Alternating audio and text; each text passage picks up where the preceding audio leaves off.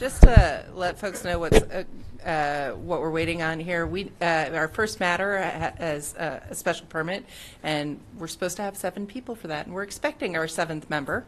But I'm going to give him another 5 minutes, and then we'll figure out how we're going to proceed. But that's yeah, we may as well. Good suggestion. I'm with you. Let's do updates and get started with that kind of stuff. And if we have to stop, we will.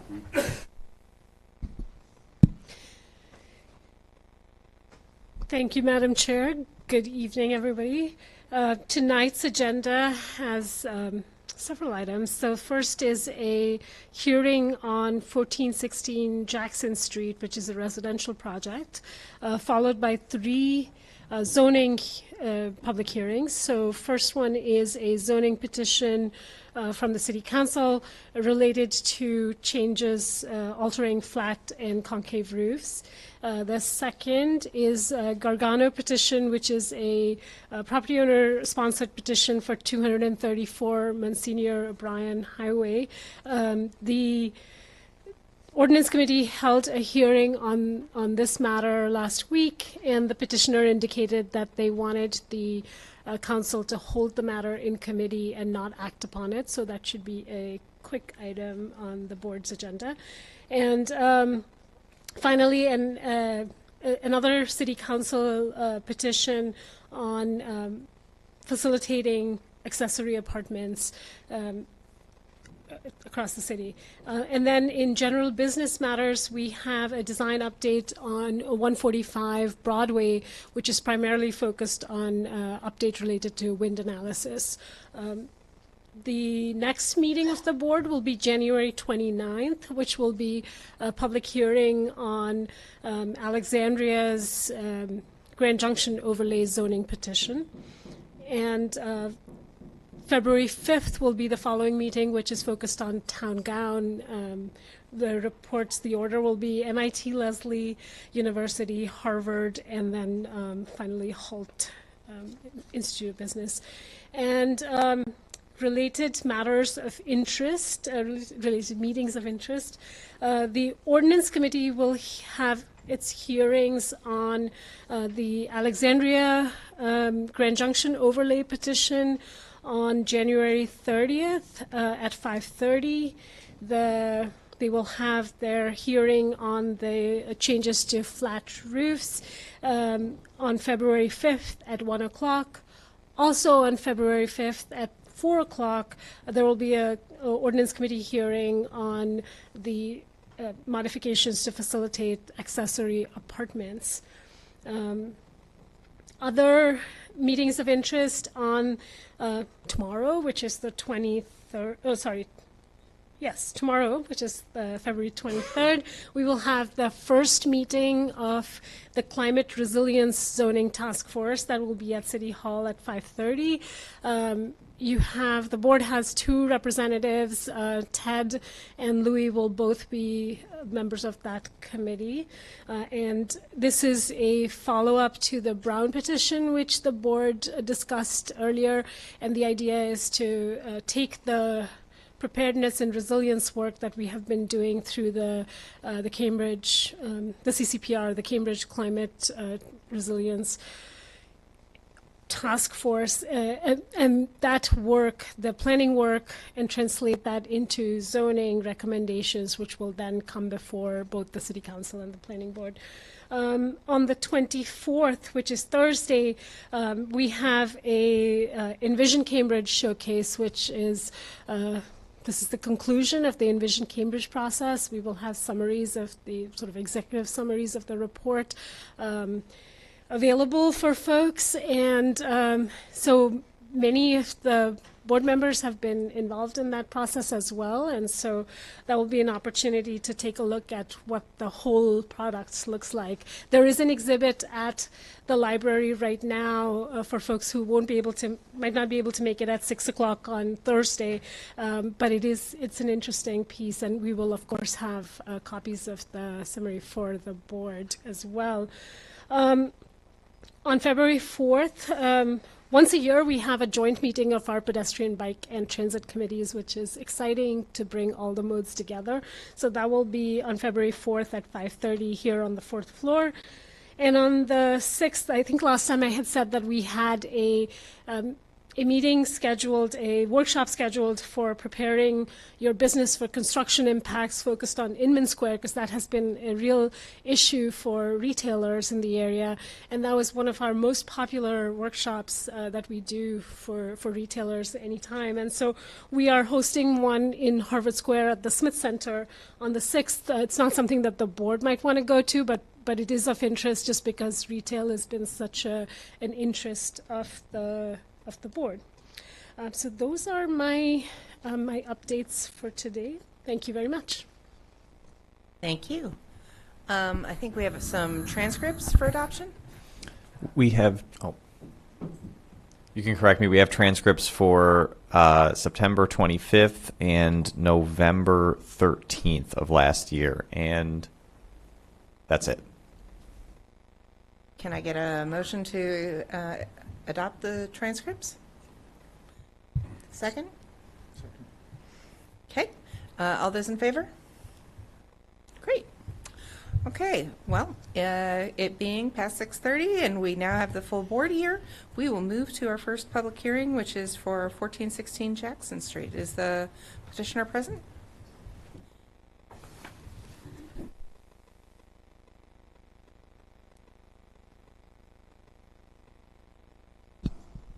Hello. Is that good? Great. Pick it up. Okay.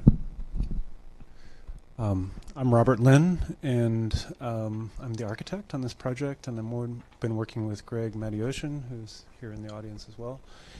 And we are working to develop two single-family residences on a property on Jackson Street, and we're here because the residence in the back is more than 75 feet from the street.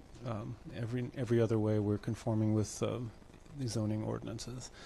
So unfortunately, due to technical difficulties, not on my end, but on somewhere in the floor, this one is not working, so you'll have to look behind you. I apologize. Is that the same as the handout in front of us? It's the same as the handout in front, so Okay. you can just flip through, yeah. So the just the rendering in the front is an abstracted rendering, no color, but wanted to show the relationship of the front house and the proposed back house and the relationship to the street. Jackson Street is a one-way street moving in this direction toward Harvey.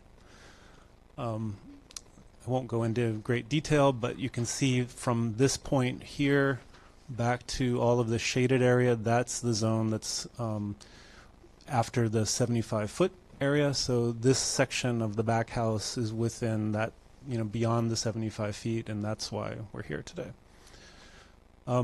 Jackson Street is a street of predominantly single family, some multifamily, occasional triple deckers sprinkled through. It has a scale very similar to the images that we're showing here. These are all the immediate abutters that we've numbered all around our property, which is shown here in black.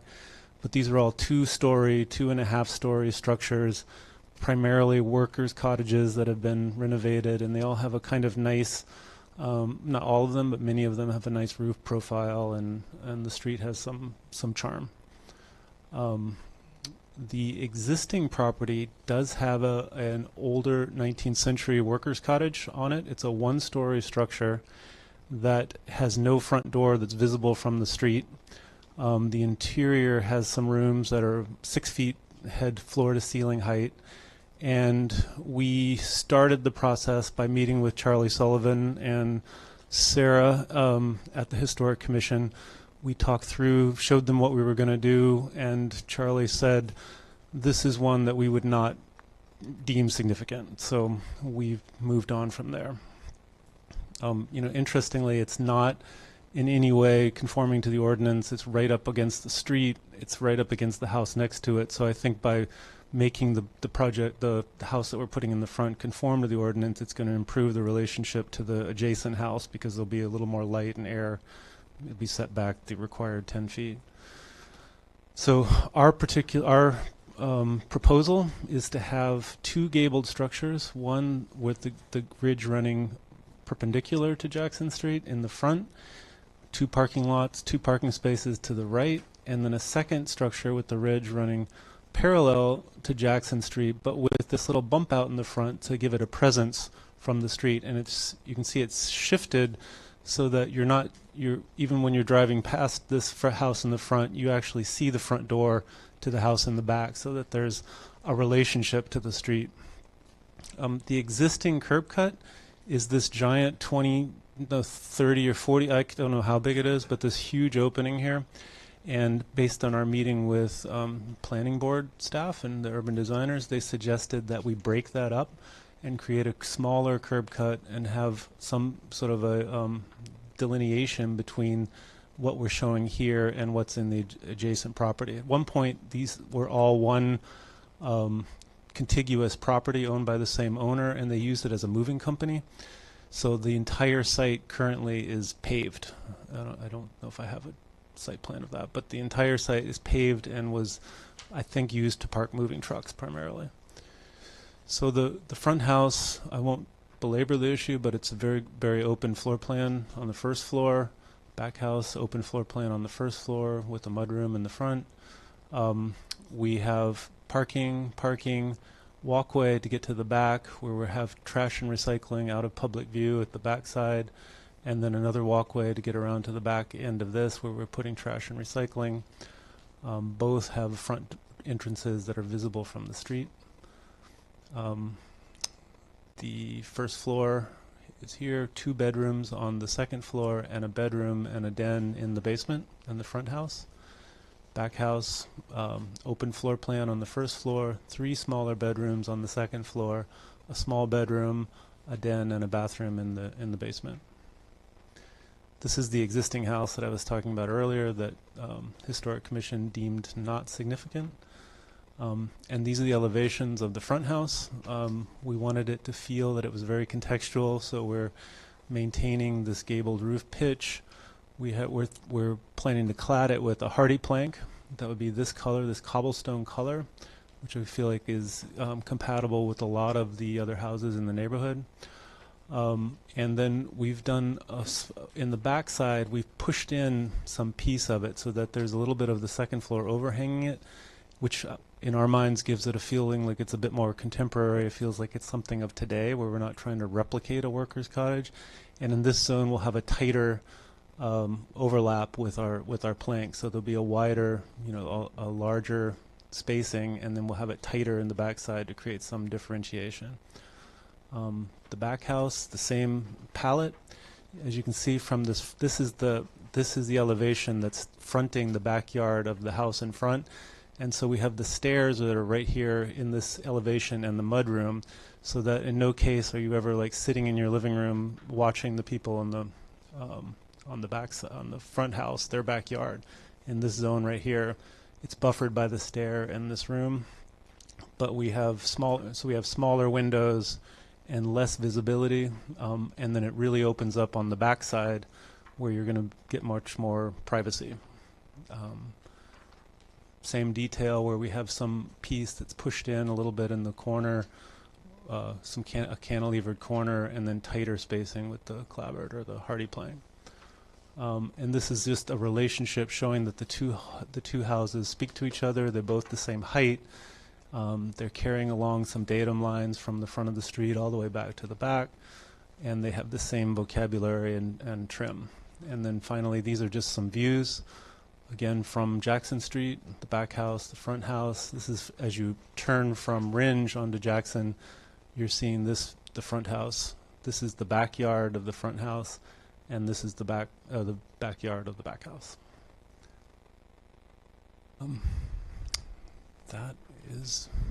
That's the proposal. And we find this, as we said in the narrative, to be a much better solution than trying to put the two together, which would be conforming with the ordinance, but would create a much larger mass, and there would be less privacy because you wouldn't have the backyard in the front house. You wouldn't be able to get the light and air to the adjacent house. You're going to have that separation to create a better relationship, I think, for the neighbors and the inhabitants of the lot. Okay. Does anyone on the board have any questions at this time, or should we? All right, then we'll turn to public comment first. And Jeff?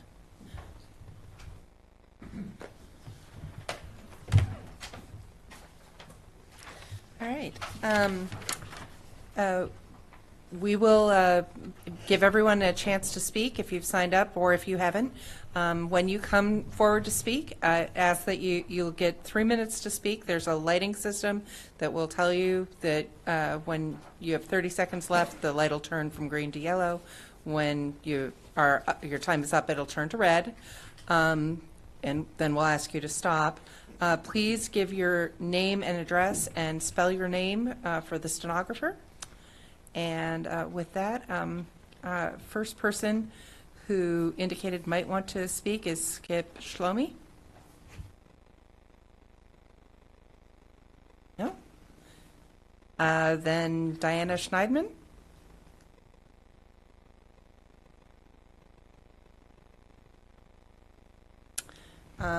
I don't know that we've received any email on this, so if you have anything you'd like to share with the board, it might be a good time to come forward and share that.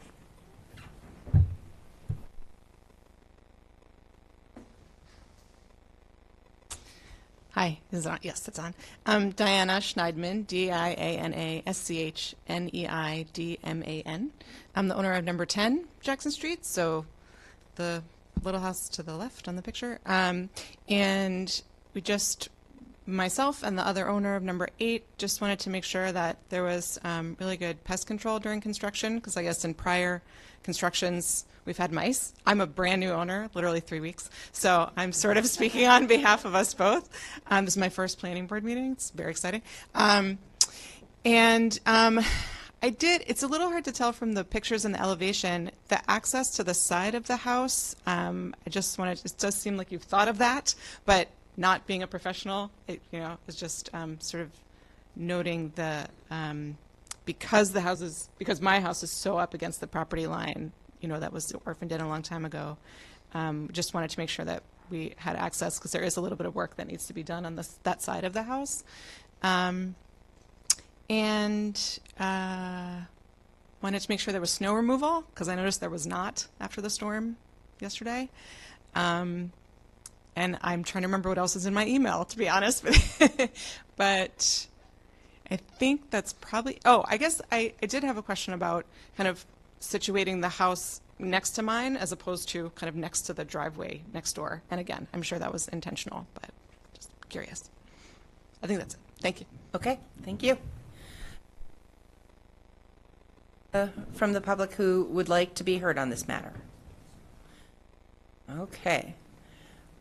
Seeing none, then we open it for board discussion. Nico, you want to start us off? It sounded like the petitioner had a response. Yeah, I was going to respond if that's appropriate. Certainly, we can. We did have a community meeting. We invited all the neighbors and abutters, and it was on November 29th, so I think it was probably before you had moved into the house. So,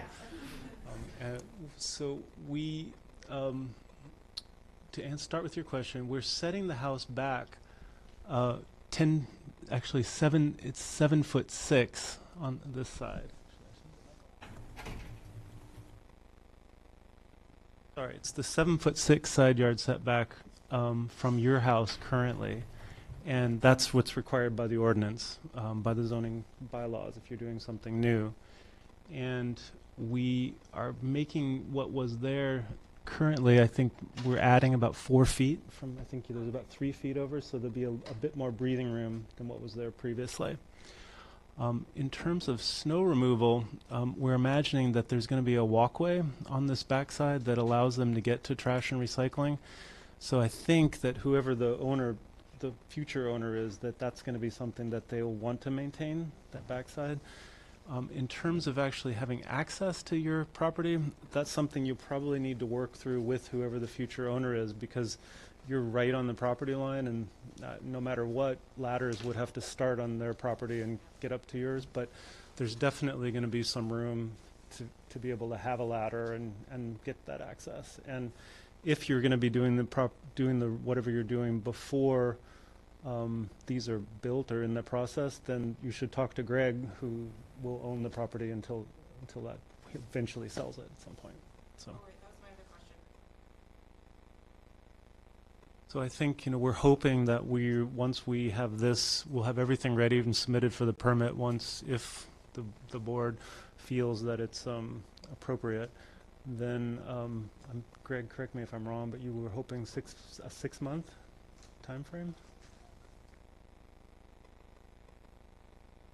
By September. So.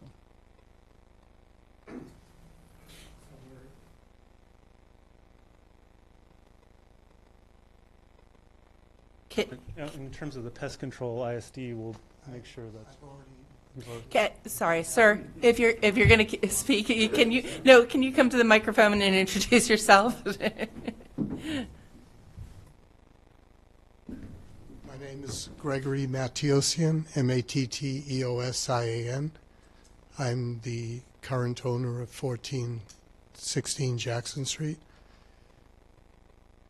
I just spoke to her regarding the pest control per Cambridge and the requirements. Over a month ago, we had professionals come and put pest control all around the property, so it's already currently there. When you were referring to snow, did you mean the current sidewalk, or did you mean snow removal by? I'm not sure what you meant. Okay, so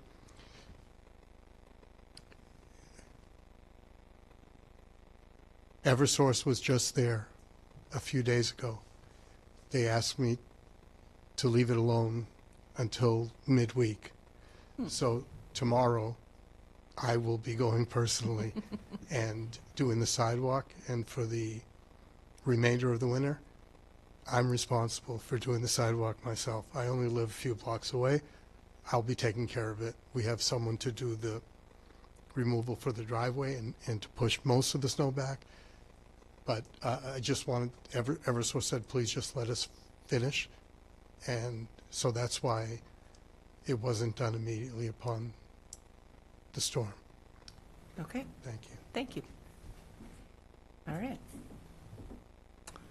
All right. Questions, comments, thoughts from the board?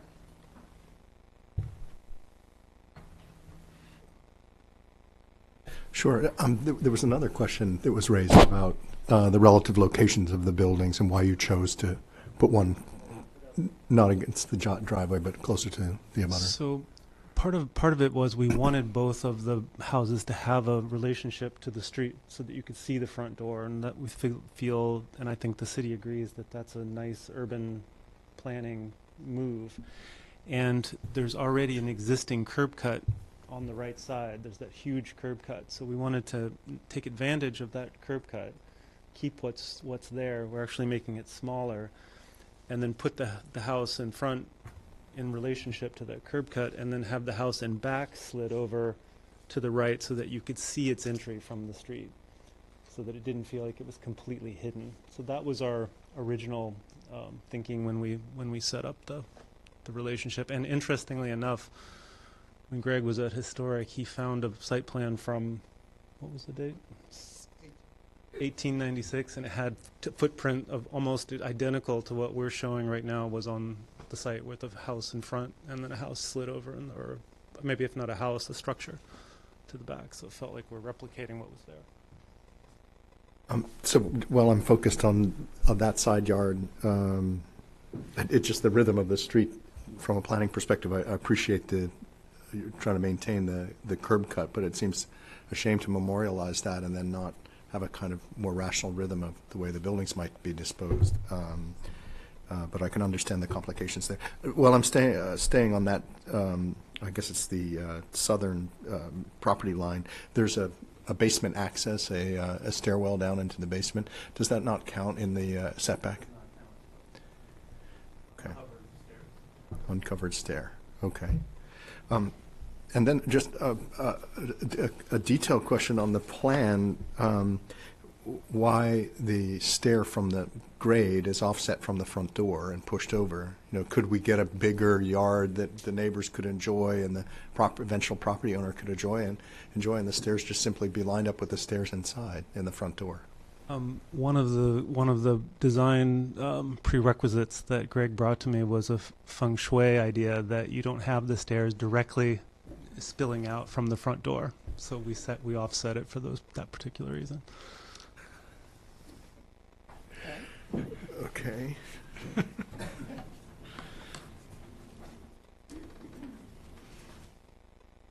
Tom, any other comments at this time? Not at this time, thank you. Okay. You? Well, it's really a very lovingly designed set of buildings in sight, and it seems like it'll be a very nice addition to the street. I don't see any big issues at all. Nico? I have no further comments. Okay. Corinne? I have no further thoughts, just that they continue to work with CDD staff on their comments. All right. Lou? I guess single question is the existing curb cut, that will be narrowed. There'll be a break in the curb cut. And on the on A20, the structure in the rear of the driveway, is that just a shed, or is that on the adjoining property? I'm curious what that was. Yeah, let me see which one you're talking about. This one.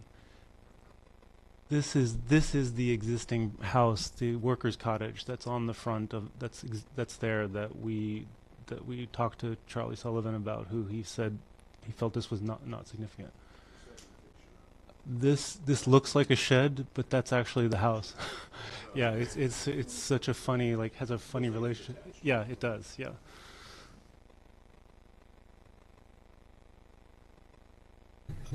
Well, I think it's very attractive, but the one question I had was, had you considered building just one structure, a two-family house, and if you had and rejected that, why? We did think about that, but at least in our estimation, the lot was better used by having two single families where you could have a yard all the way around both of the properties, and both residences had access to their own private space, and it felt like there was plenty of yard. We could make that work easily enough within the ordinance, and other than just pulling the two together, we certainly could have massed it all up, but we felt like that would have brought too much mass to the front of the property and not taken full advantage of the depth.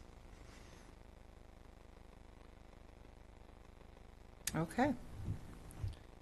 Hey, I don't have any particular comments on the design or that haven't already been raised. So in order to grant a special permit for structure where the lot, the structure starts more than 75 feet back from the street, we need to make certain findings under the ordinance and find that either the development of two structures on the lot will not significantly increase the impact, and that's to Ted's point. Thinking of it, if there were two units in a single structure versus two individual structures, is it a significantly greater impact? Or that the development of two structures will provide identifiable benefits beyond that provided by construction in a single structure, considering the extent to which preservation of a large contiguous open space in the rear of the lot or series of adjacent lots is achieved, incentives to locate the buildings and parking in the front half of the lot per prevailing development pattern, provide an enhanced living environment for the residents on the lot, incentives to retain existing structures, particularly structures that are preferably preserved. That obviously does not apply in this case. Opportunities to reduce the visual impact of the parking from the public streets, or opportunities to reduce height and bulk of new construction deeper into the lot or closer to the structures on the abutting lots, and then also the general special permit criteria.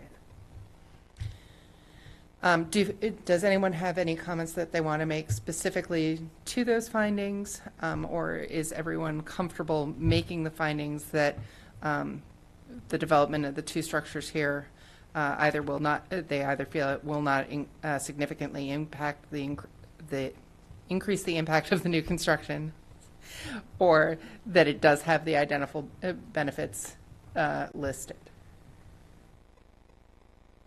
Ed, Lou? Okay.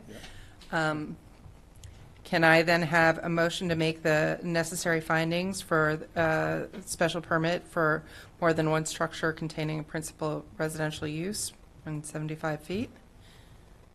So moved. All right. And all those in favor? And I'm realizing, Jeff, do I need a separate vote on the general special permit? Not necessarily. I think it's just presuming that the planning board is in agreement with the findings and states for the record any conditions to be applied to the special permit, then it can just be a motion to grant the special permit. Okay. So then we will, in light of the findings we've just made, and assuming that the conditions listed in the memo from CDD are acceptable to the applicant, yes? Then I would ask for a motion to grant the special permits requested. So moved. Okay. Second. All those in favor? All right, you're all set. Thank you very much. All right. That means we can move on to our second item on the agenda, which is the flat roof zoning petition. And it is past 7 o'clock, so we can move right to that. Do we have someone here who's going to speak on the flat roofs petition? Okay.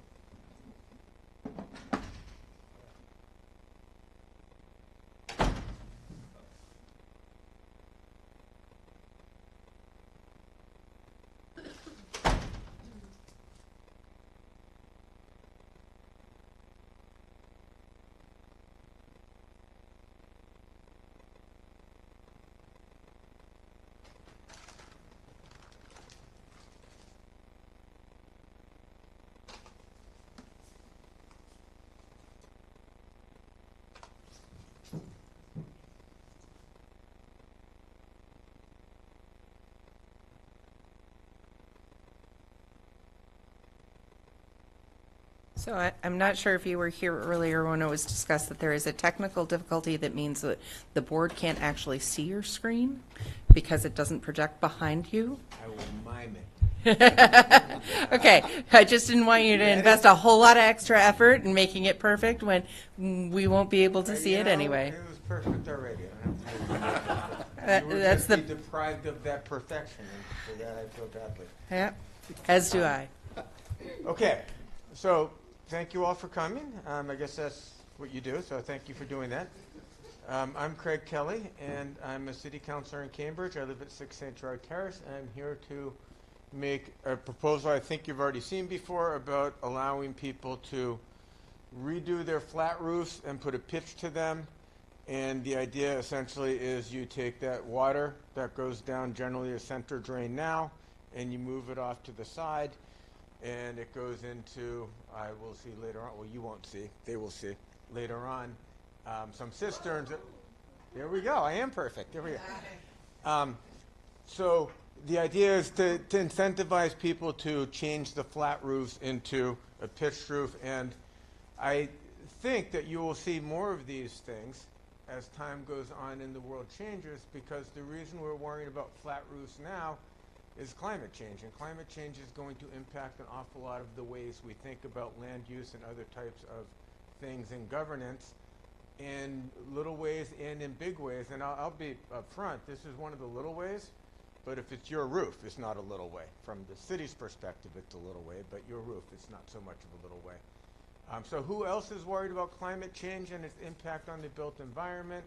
Well, this is what the Climate Protection Action Committee goals say. We're trying to minimize greenhouse gases, and we know that a whole bunch of them come from residential buildings. The Urban Land Institutes, and I added the bold there, says that new strategies for building envelopes and floodproofing will need to become commonplace. So this isn't something that we just dreamed up out of nowhere. One doesn't have to look hard to find reasons to think that maybe flat roofs and drainage and so forth are relevant to urban uses and climate change. Problem with the central drain, as many of you know, is they can get clogged. And if they get clogged, you can have flooding on the roof. That's Nikolai Kauchi, who worked on this with me, unfortunately is in New York City. He's the functional expert in this stuff, and he would go on in great deal about exactly how that happens. But the basic point is his roof gets, because there's a slope to the inside where the roof drain is, it fills up and it can freeze. And if the roof is well insulated, that freezing may never go away. So one thought is if you insulate your roofs, you're actually setting yourself up for a roof drain that freezes and never unthaws. And you can see a thawed version in the second picture there. So the incentive is sort of not to insulate the flat roof. And the drainage issue isn't small. The drainage issue, the roof water goes down the middle. And this isn't the case for all flat roofs, but it is for many. It goes down the center drain, and it collects a lot of other water. And then it winds up going into the MWRA. So you're combining roof water, rainwater, with toilets and showers and whatnot, and sending all that to Deer Island for them to do what they do with. And it's not an insignificant amount of water per building. Again, it's not a big thing in Cambridge, so for the city as a whole, it may seem like a small amount, but it's pretty surprising how much water can actually be collected on a typical triple-decker. So who else is worried about stormwater and its impact on the built environment? This is what the University of Illinois says, and I'll read the bold part there. One basic starting point for such a plan is for homeowners to reduce runoff from their individual lots. Many simple yet effective methods can be used to help reduce individual runoff. Now, I'll admit runoff is not the same as going down the center drain to the MWRA, but the idea is still the same. You want to keep the water on your property if possible. So currently here, right there, this is where Nikolai's expertise would be a little more useful than mine. My perfection only goes so far, but insulated flat roofs, there are other ways to think about this.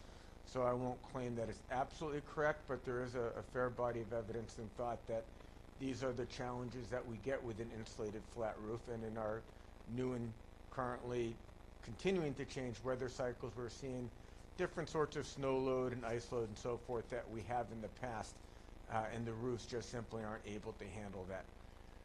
So the flat roof amendment allows, it incentivizes. So it doesn't just allow, it incentivizes, and there's a difference there, because if you just allow something and there's no incentive to do it, then people are more likely to say, well, that's a great idea, but how do I make my money, or at least make my money back?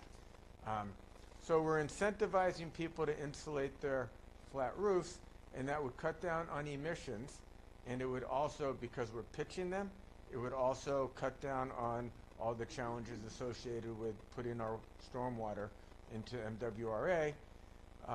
And we do it with the same way we incentivize a lot of things. We add extra FAR, height relief, some incentives to at least cover the cost for residential owners to pitch their flat roofs. Basically, we're allowing them to create some minimal amount of extra living space via special permit to incentivize them to pitch the roof. And here you'll see that third one there, modestly recharges groundwater. That was noted in a, you all heard this before, as I said earlier, was noted in a September 3, 2013 memo. Modest is a big point. This isn't a world-saving zoning ordinance, but it does have some impacts, however modest they may be. It does protect neighbors by requiring a special permit, and that protection isn't absolute. You all have a lot of discretion, and that's why we have a planning board, is to protect neighbors as discretion is warranted. The idea is that we wouldn't just take that rainwater and let people dump it into the neighbor's basement. There would be some collection and other, as you see, without direct encumbrance onto abutting properties. There would be some guidance there issued in the special permit to make sure that didn't happen. Flooding is an issue in a dense residential neighborhood, as many of ours are. We're narrowly defining this. This is a very small amendment. There's a bigger amendment that was a couple years ago, the Brown, not even a couple years ago, the Brown petition. That was a big, big amendment, right? And that didn't go very far for a variety of reasons. This is a little teeny amendment. This is sort of the other spectrum of trying to address climate change through zoning. And I suspect that we'll see a lot more of these little teeny amendments, and this is a good sort of warm-up practice to figure out how we deal with the question of open space when people start wanting to put up backup generators into the yards and so forth. There's all sorts of permutations of climate change in zoning. This arguably is one of the first, and it is admittedly very small. The purpose, as I said earlier, is to incentivize greenhouse gas reducing insulation. We get rid of the challenges of clogged drains. We incentivize it through FAR height options, and we reduce rainwater discharge into the MWRA and keep it more or less in more natural situations. This is just one design option. This is what it could look like. You can see that there's some cisterns down at the corners here to collect the rainwater, collect some of the rainwater. Depending on how much rain you get, they might get overwhelmed. And you could put solar, you could put a lot of things on this roof, just one option. There are concerns. So you live next to someone, spend a three-decker for forever, you're concerned, understandably, about increased size, height, sort of the massing of a building. You know, it's a minimal impact. I wouldn't say it's non-existent. And I'm not one of those people that can look at something and visualize very well.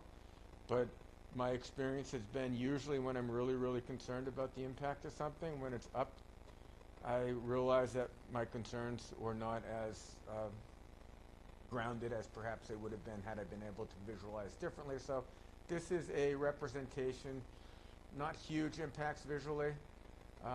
Minimal impacts, again, on natural light and view. It wouldn't be non-existent, but we're not talking about building out to the sides. We're talking about building up. There are concerns about relaxing zoning limits. And we have in Cambridge and Somerville and other places like this idea of three families that sort of dominate and make a neighborhood what it is. And that's true. So we've tried to minimize it. Not a huge amount of extra FAR you could get out of this. There are setback requirements on both the front and the back that will minimize the impact on the view shed from the street and arguably from nearby buildings if you're not too high. And you can only put a 10-foot roof up. So you're not talking about adding 15, 20 feet of height to a 35-foot building. These are places in Cambridge, I think they're all in Cambridge, where I've seen some of those personally. They're not horrible, ugly, terrible places. So done right, these can be something that fit very well into even a very iconic triple-family neighborhood. There is that concern about we're creating value. If you own a three-family, then maybe we're giving you something that you didn't have before, and that creates value. But honestly, we do that. That's what zoning does. We're doing it, and we'll talk about it again. You get me twice tonight. We're all lucky. We're doing that with the accessory dwelling units. Assuming certain unit conditions are met, people get to do things with some property that other people can't do with similar but not identical property. And that's something we'll discuss in more detail shortly. So all in all, it's innovation, it's ecology, it's economy, it's good common sense. That is, by the way, just a representative drawing. Please don't take any of the drawings as architectural. And in the language, this is the language, I've sort of summarized it before. It's an incentive to pitch your roof to allow you to gain FAR that helps you say it's worth doing. And we think that it would make sense ecologically. We think it would make sense from a planning perspective. And I think the negative impacts, and I wouldn't say that some people won't find these to have negative impacts. Some people very much value that flat roof line of a triple decker and so forth. The negative impacts, I think, are minimal considering what can be gained. There will be not that many properties, I don't think, that fall into this category. There are a limited number of triple deckers to begin with. Not everyone would want to do this. But for those people who have this property and this flat roof challenge, this would be a nice option to have, an option that they don't currently have. So the big ones to limit the impact of this: can't go above 10 feet above the existing roof line. We've got footprints for setbacks front and back, 3 feet and 6 feet. And we're limiting the increase in FAR to 20%. That's what the proposal is. And we're trying to mitigate the impacts with the rainwater collection, which again isn't all rainwater under all storm conditions. But if you can catch 1/8 of it, you're catching over the course of the year a lot of the rainwater. And then the rest of the rainwater would be required not to, again, be dumped into the neighbors. I'm being a little bit funny here, basement, but to negatively impact your neighbors in various ways. It doesn't always have to be the basement. And that is the end of my slides. So I'd be happy to answer any questions that you might have. Okay. Does anyone have any questions for Councillor Kelly right away? Nico. Hi. So having not been here in 2016 or I guess 2013, could you just explain why you think the planning board did not recommend that the city council adopt the earlier versions of this and what this does to address those concerns? I hate to speak for the planning board. I would defer to Mr. Roberts on that if I could. Well, no, I'm not curious about what the planning board did. I'm curious what you think the planning board did and how this responds to that. Okay, well, the planning board, this is very similar to what we put in before. This is not a big change here. I think fundamentally the planning board was concerned about the value, concerned about the impact on neighbors, did not disagree that the goals were worthwhile, but just didn't think that the goals being met were worth the cost of the impact of these building changes. And I think foundationally, I disagree with that. I think that we're going to have to find an awful lot more places where we're going to wiggle our way through zoning to make minor adaptive changes in the face of climate change. And this is another one. So there's not a foundational change for this proposal that meets a foundational concern of the planning board. It's essentially a reiteration of the same discussion with a little bit of change, but nothing super meaningful. Okay, that's helpful. I don't have a question for the petitioner, but my question is, my question is for the board, so I don't know if I should wait. Why don't we wait and we'll get any questions for Councilor Kelly first. And then if there are folks who are signed up to speak, we can hear from the public, and then we can get staff input and the board. Any other questions for Councilor Kelly right now? Okay. Sorry, Nico? I do want to hear from the public, but the way that the format usually works, we don't ask questions afterward. So looking at the text of the proposed ordinance, it talks about how there's a condition on when the FAR relief kicks in, which residential buildings with a flat concave roof, which may have poor upper level thermal insulation. So are these proposed findings for the planning board to determine at the special permit process? So do you anticipate that?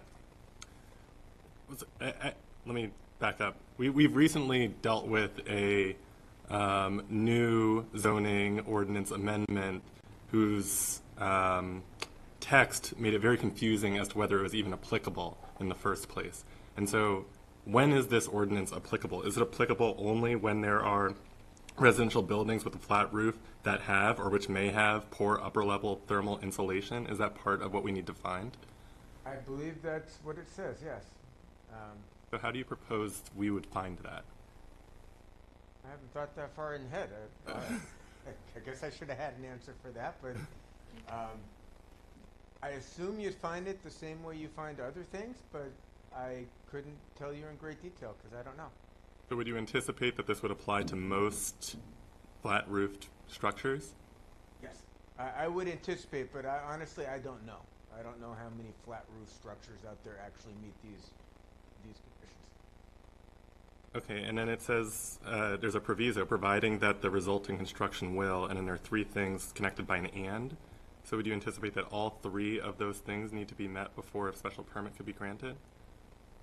That would be my anticipation, and I won't claim to be the expert that you all are on zoning language. So, if you agree in theory with the goals, and you have better language, different language, ways to make this stronger, then I think the council would welcome that language at the ordinance committee meeting, which is coming up shortly. So I don't really have pride of authorship as much as I have an end in sight. Okay, but this would be the proposal that would be...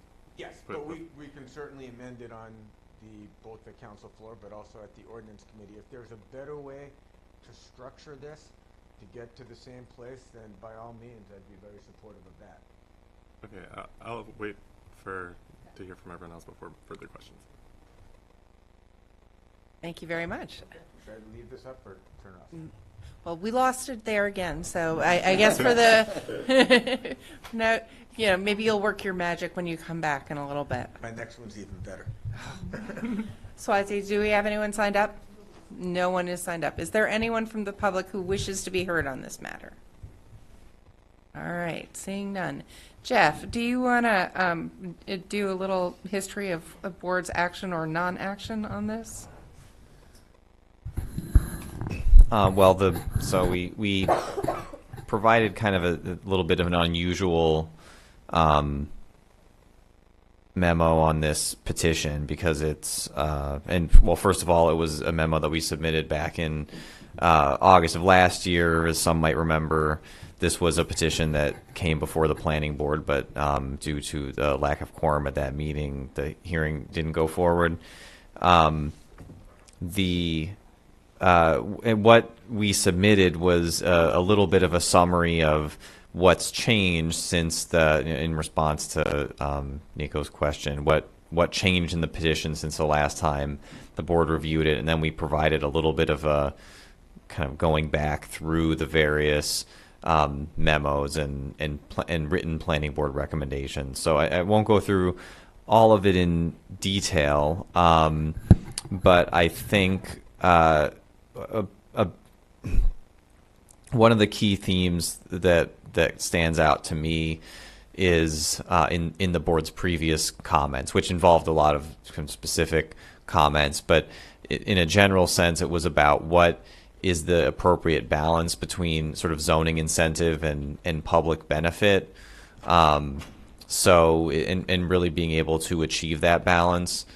I think that we received some more detailed response from the Department of Public Works in the past, commenting on what's the overall public benefit of this provision. And while there is some potential public benefit from removing and separating some of that flat roof collected rainwater from the combined system, it's relatively modest compared to many of the other public improvements that would need to take place.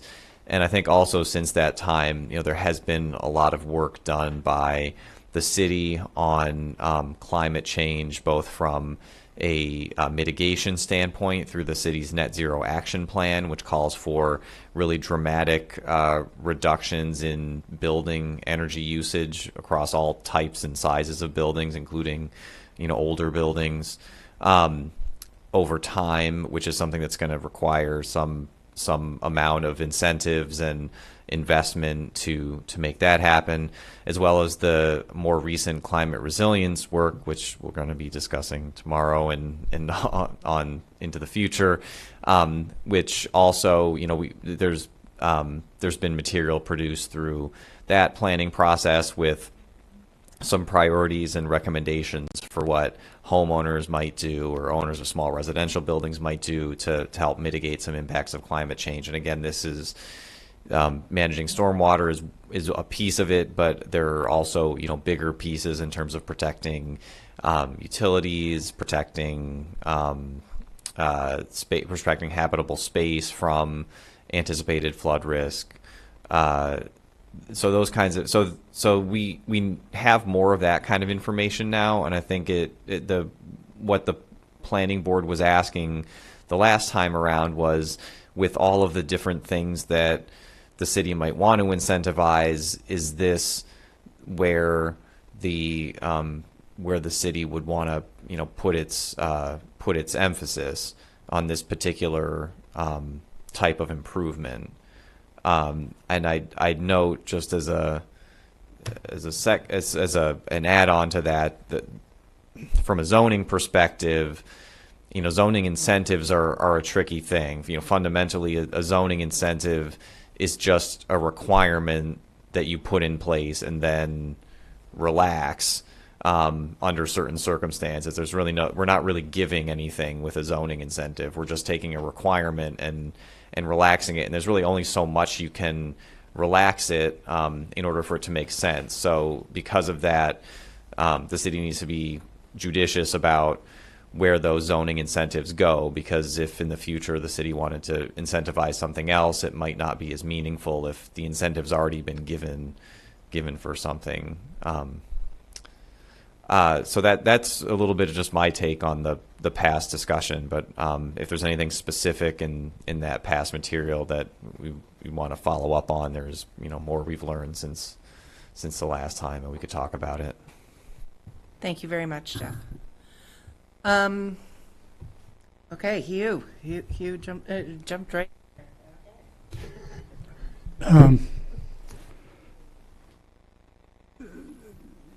So I'm going to make a number of comments that might appear to be highly critical, but actually I'm mellowing out on this particular subject on the third time around. Is it three strikes you're out, or is it the third time's the charm? I think I buy into Councillor Kelly's notion that if we're going to address climate change and energy usage, we can't do it entirely by big strokes, and that smaller actions such as this one are the kinds of things we're going to have to keep piling on top of each other. So I'm more receptive to this time around than I was in the previous two times. I actually signed the negative recommendation in 2013, I noticed. But there's a missing step in this, which is it's written as a sort of an inspirational document. We're trying to look at the issues and bring them up, but it's not written in zoning language. And so here's some of the problems with that, and I think it has to be translated into zoning language before it's adopted by the City Council, or it's going to be very difficult for us. So the first question is, special permits are given either by the Planning Board or the Board of Zoning Appeal, and the language has to assign it to one of the two boards. And the logical board, in my view, is the Planning Board, because the issues that have to be looked at are basically design review issues. And since we have the benefit of a capable staff, and the zoning board does not, in terms of design review and design expertise, it logically should come to us, even though I'm not particularly looking for more work. So about halfway down the page that I'm looking at this page that says ordered. It talks about the construction of a partial structure. Well, in zoning, there is no such thing as a partial structure. It's not a defined term. It's either a structure or it's not. And it is a structure, I believe. A couple of paragraphs down, the word footprint is used. Footprint to be no closer than 3 feet. Footprint is not a defined term in the zoning ordinance. So are you talking about usable floor area, or are you talking about the area that the structure uses? Now, I would argue that it should be usable area, because although there's a picture of a greenhouse type of structure sitting on top of a 3-decker, there are other ways to accomplish this, and frankly, the structural implications on the greenhouse structure are not good, because 3-deckers have bearing at the outside walls, and usually a bearing wall down the middle, more or less, where you can bring loads down. The greenhouse structure brings it in the middle of the roof spans, and the rafters on the roofs of 3-deckers, aren't designed to take more loads. So you're going to have, you could go in and just beef up the rafters and let the snow pile up, and that would be easier than it would be to beef up the rafters and provide new whatever structure. So a much more logical way to create a roof is actually to create a roof that bears on the outside walls, put a hat. And as Councillor Kelly's picture showed, some 3-deckers do have hats. In a case like that, now you're only given 20% additional FAR, so the hat can only be 60% of the usable area in the hat, at least can only be 60%. When you, in the footprint paragraph, it talks about setbacks from the long edge and from the front and from the rear. And that's nice and clear until the 3-decker is sitting on a corner lot. Because under zoning, a house that sits on a corner lot has 2 front yards. Each street counts as a front yard. If it's in a rectangular lot, the other 2 boundaries count as side yards, and there is no rear yard. So the question would be, so the greenhouse structure that was pictured can't be built on a corner lot.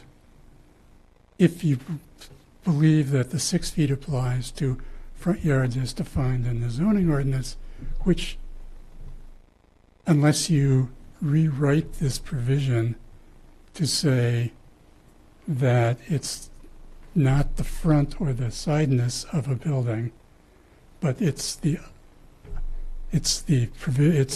longness and shortness of the sides, which is not in the ordinance now, but you can write it in. You can, as we've learned, we've written 250 additional pages in the zoning ordinance since 1970 when I started on the zoning board. And so, we can write pages. We know how to do that. There's another word that bothers me here, which is the word in the sentence, additional positive consideration will be given to projects that improve. So that's not zoning language.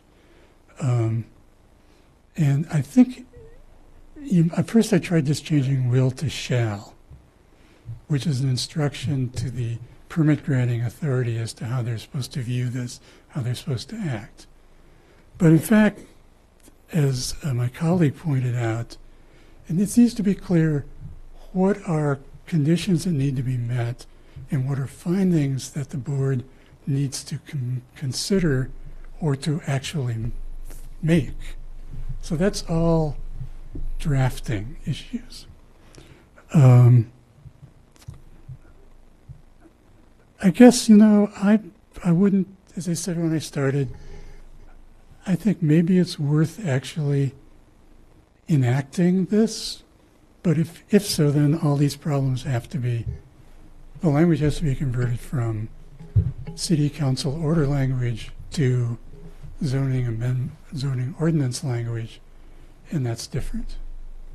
The concepts don't necessarily have to change, just a few of them need to be clarified. I'd also make one other point on the 10 foot in height. Now, there are two paragraphs in the zoning ordinance that talk about height that frankly aren't very well coordinated in. So height in the definition section is the distance from the ground to the highest point of the structure. I think it's in the development standards section, it says, yeah, but there's certain things that don't count as height. Cupolas, mechanical equipment, and somehow we've gotten to a point where 2 floors of mechanical stuff on top of a building don't count as height. I mean, that's how we enforce the ordinance. It's not terribly well drafted, you know. It's like, it could be, if you read that mechanical equipment thing, it's like a hunk of metal up there is what's excluded, not a room or a floor that's full of hunks of metal. But that's how we've been working this ordinance for as long as I've been involved with it. And I don't propose that we change it, but it does mean that in my peak roof scenario, if you've got a 3-decker that's maybe 30 feet wide or maybe 28 feet high, and you put a 45-degree pitched roof on it, the peak would be up at 14.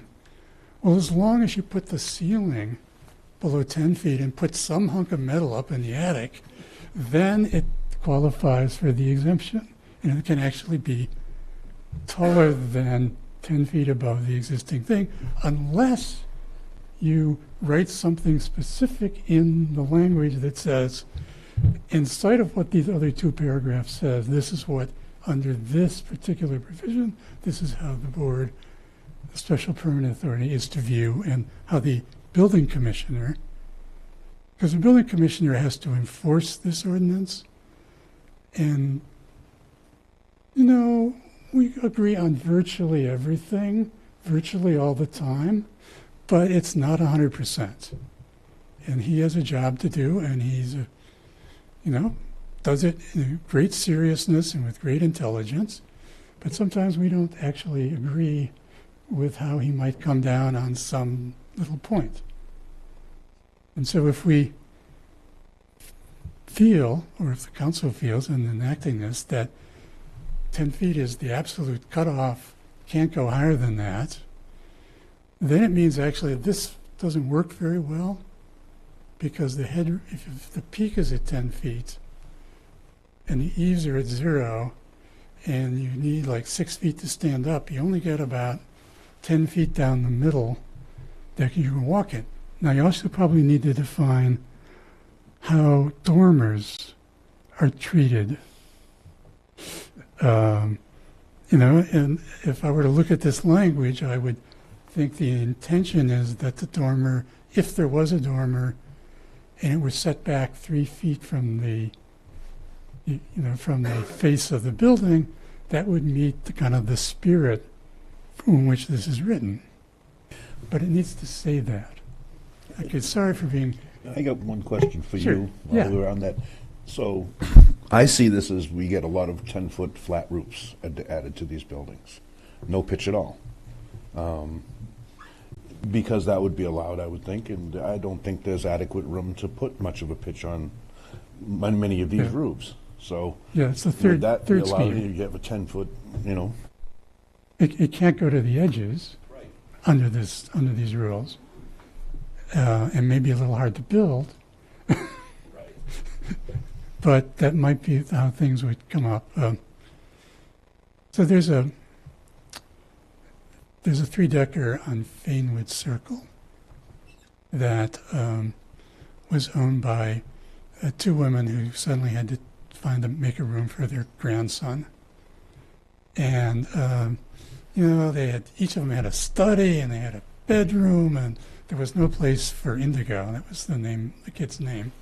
And so they got permission from the zoning board to build a little penthouse for Indigo on the roof.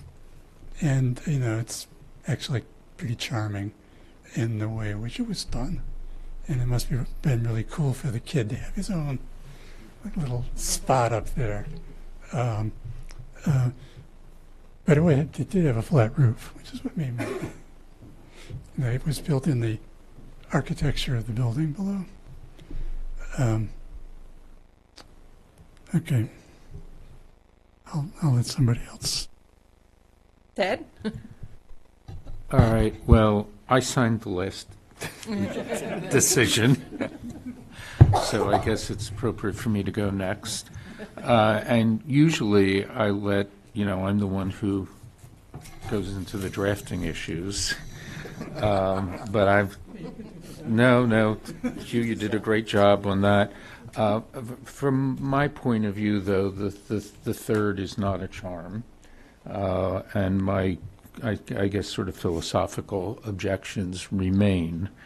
One is I think the triple deckers are pretty iconic, and that there's something really wonderful about them in the way they look, and I'm dubious about the appearance after these changes were made, if they were allowed. We wait to hear from the Historical Commission so often. And so I'm wondering, are they going to have to weigh in on every one of these proposals? It's not a demolition issue, but certainly if they're historic, they frequently comment to us and to other boards on whether exterior changes can be made. I want to step back and say, I believe in climate change, and I believe it's necessary for the city to take action to do things.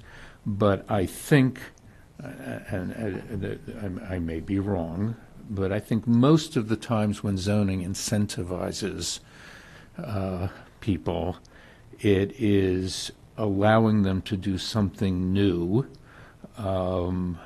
because we want to promote a certain type of residential property, or we want to promote a certain type of retail, or we want to promote something else, rather than simply saying, well, if you do this, we'll basically let you recoup your money by adding something to your property. And I don't think we've done that before. I mean, it may be that we have, but I don't think the zoning really does that. But if the city were going to do that, I think it really needs to do it not just for one type of housing, and not just for one type of climate change related proposal. I mean, should other property owners be compensated somehow with increased FAR for putting in thermal pumps, or for putting in solar panels, or for putting in whatever may come along next as a means of addressing climate change? And so I guess I disagree that we just start with one small action for one type of property and then wait and see what comes next. It just does not seem to me the way the city ought to go. That if coming out of the climate change committees or coming out of Envision Cambridge, there were recommendations, citywide recommendations for things that the city ought to do, and incentives that the city ought to do citywide, and for not just one type of property, but for all property owners. I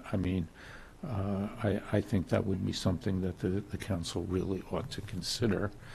And I just think that the concerns I had, and that I think that the board had in the past two times, still remain, and that, and on top of that, you know, all of the concerns that Hugh has raised, that I think if the city decides it really wants to go forward with this, it ought to go back to staff or the legal department to have it drafted in a way that really enables the planning board or the BZA or whoever is going to be handling these matters really has guidance of how they're supposed to do it.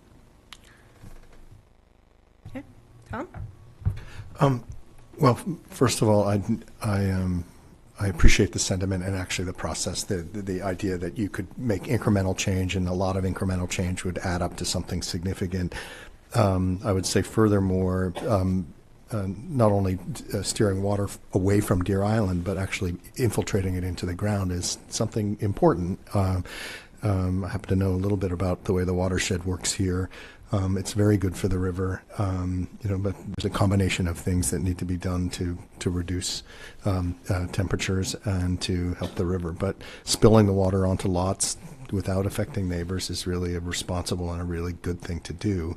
I don't think that I think there are other ways to solve the problem in the insulated roof. By the way, when I took my builder's license exam, the roofs were designed at 50 pounds a square foot, I believe, for the live load on snow, and 10 pounds for the dead load. And if you were at a drift condition, you could get to 90. But I'm not aware of any flat roofs collapsing that I've heard of. So I don't know about, maybe that's happening and going to happen in the future, but many of these buildings have stood for hundreds of years, or at least 100 years without that issue. So I'm less concerned about building collapse.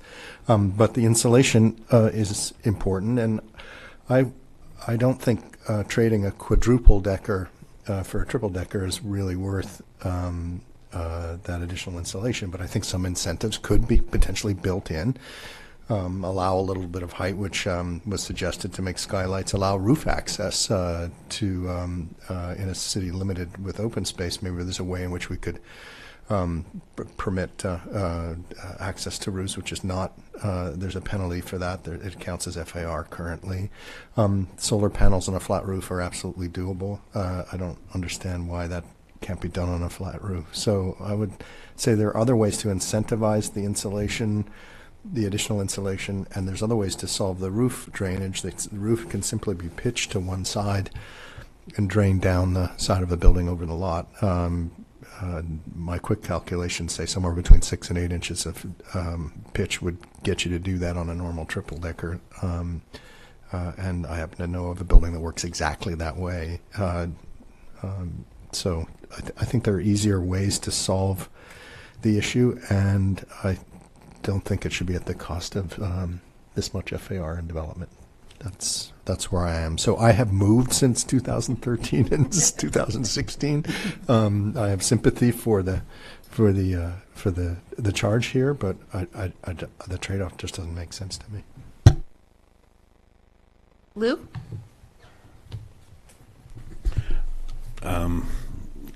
I guess I'd just like to say ditto to all the other concerns, and I think it's just a little heavy-handed for a simple plumbing and roofing problem.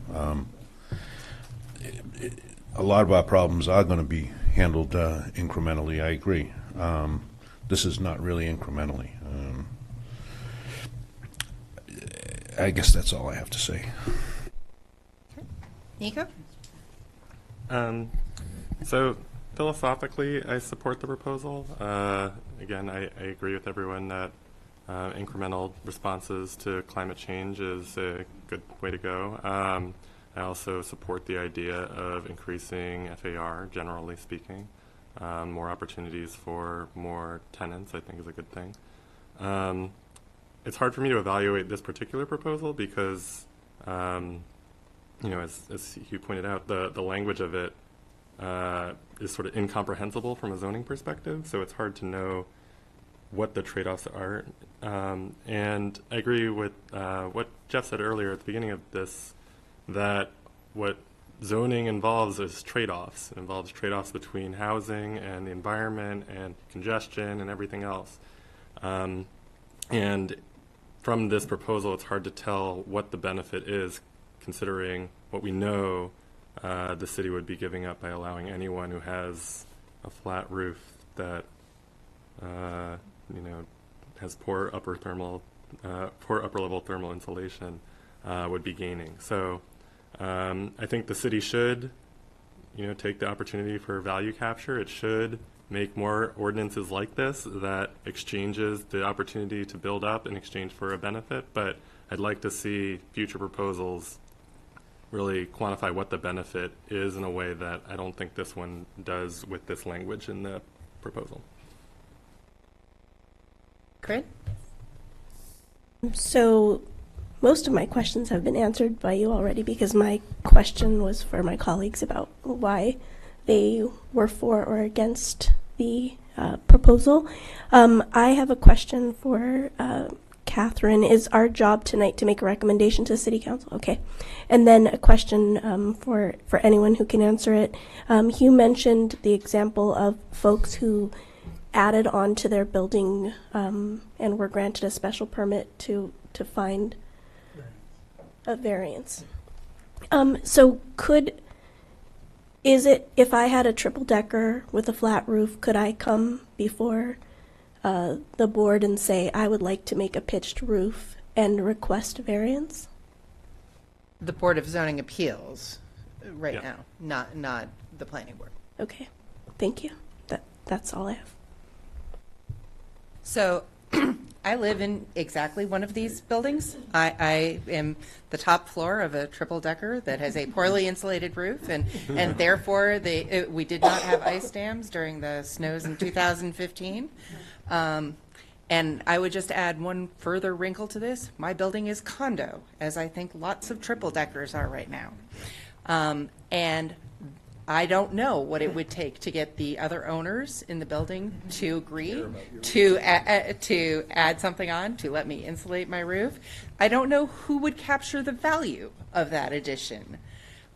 It's an interesting question, and I think not a trivial one when you think about what this zoning actually achieves, because I don't know what percentage of triple deckers in the city are condos. I know most of them on my street are. But if it's a significant percentage, I think the number of buildings we could see taking advantage of this goes down even further, because it is such a complex legal question of how do you get all the owners to agree and who captures that value. I think having some incentive to separate the drain or to find a different way to get rid of the roof water is a great idea. I don't know that zoning is the way you achieve that, especially for these units. I mean, I feel like, if we want to look at incentives, frankly, an FAR incentive works great. If one person owns the entire triple decker, is gutting it anyway, is going to condoize it and wants to sell that top floor condo to somebody to make it a two-story condo on top. If it is actually occupied by three families who either own or are renting, it's going to be it's going to be a tough thing to make use of.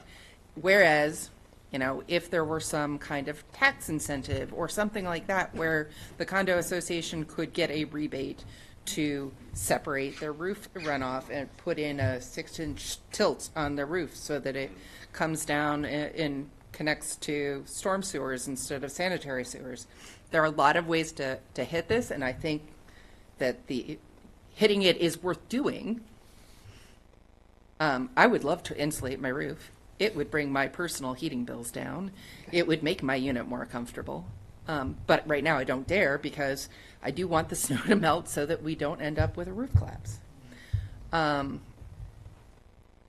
just don't, both for drafting reasons, but also because I think the number of units that could actually make use of this are even smaller than we've discussed previously. I have a hard time supporting this as it's currently written, notwithstanding the fact that I support the goal of separating the central drain from the roof in as many places as we can in the city. So based on what I'm hearing from everyone, it sounds to me like we want to forward a recommendation to the city council that this is not recommended in its current form, that we do support the goals stated. We question whether or not this is the right mechanism to achieve those goals. But if the council were to move forward with this as their preferred method of achieving those goals, at this time, we would ask for clarifying drafting so that we could be in a better position to actually implement what they're asking us to. Is that accurately summarize what everyone said? All right, does someone want to make a motion that we forward such a recommendation to the council? So moved. Second. All those in favor? All right. I abstain, Ah, okay, thank you. So with one abstention. which formally means that I'm consenting to the vote. Thank you for the clarification, Hugh. My apologies for not noticing that. You're out of your usual spot, and so I couldn't see you as well. It's really throwing me off. All right, does the board want a 5-minute break? All right, we'll take a 5-minute break before we move on to the next public hearing.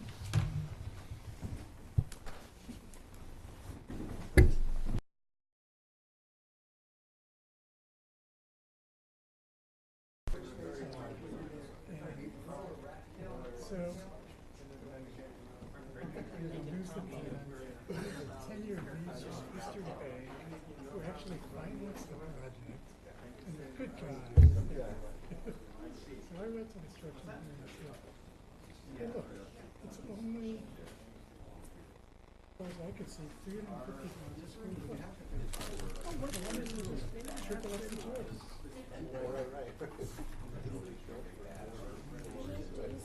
No, it's very good. Okay, we're going to get started again. We're all back from our break. Our next public hearing is 234 Monsignor O'Brien Highway zoning petition. Is anyone here to speak on behalf of the petitioner? Okay, Jeff, do you want to quickly summarize where we are with this tonight? Yeah, so last week, the petitioner was heard by the ordinance committee. The petitioner requested that the petition be held in committee with no action. The ordinance committee, both chairs are actually here tonight. That's interesting. Heard the petitioner and took some public comment, and then moved to hold the subject matter in committee with the expectation that it would expire, just as a matter of procedure for folks on the planning board. The zoning petition can be acted on by the city council either by voting to adopt it or by voting and failing to receive the number of votes required to adopt it. If it is voted on and fails, that's a negative action, and due to requirements on repetitive petitions, it couldn't be submitted again for at least 2 years. It couldn't be heard again for at least 2 years. And if a petition is withdrawn, is proposed, filed, and then withdrawn by the petitioner, that also constitutes negative action. So there's that's just a little background as to why the petitioner is requesting that it be held and not acted on rather than withdrawing it. So that's what happened to the ordinance committee. I think the planning board could decide what to do next. One option would certainly be to open the hearing and then just leave it open and leave the matter until such time that it expires, or the board could take some other action after holding the hearing. Okay. On that subject, I'd like to I would hope we could make a negative recommendation on this, because I think it makes no sense. And I think it would be a comfort to the people who have written us, and it would be another arrow in the quiver of our ordinance chairs. I just think we should go on record. Now, we should also hold a hearing so we can hear the testimony that I'm expecting to hear, but... So we have received written testimony already, but I think we will go ahead and open the hearing. The petitioner not being present, we can go directly to public comment unless any of other board members want to say something before that. No? All right. I will repeat what I said before for public comment. Anyone who's here to speak on this matter will be heard whether or not you've signed up. When you are called, please come forward to the microphone, speak into the mic, give your name and address, spell your name for the stenographer. You'll be given 3 minutes to speak, and our lighting system will change from green to yellow when you have 30 seconds left. And when you have no time left, it'll turn to red, and we will then ask you to wrap up. Jeff, do we have anyone signed up? There's no sign up. But Okay. All right. So is anyone here who'd like to be heard on this matter? Yes, ma'am.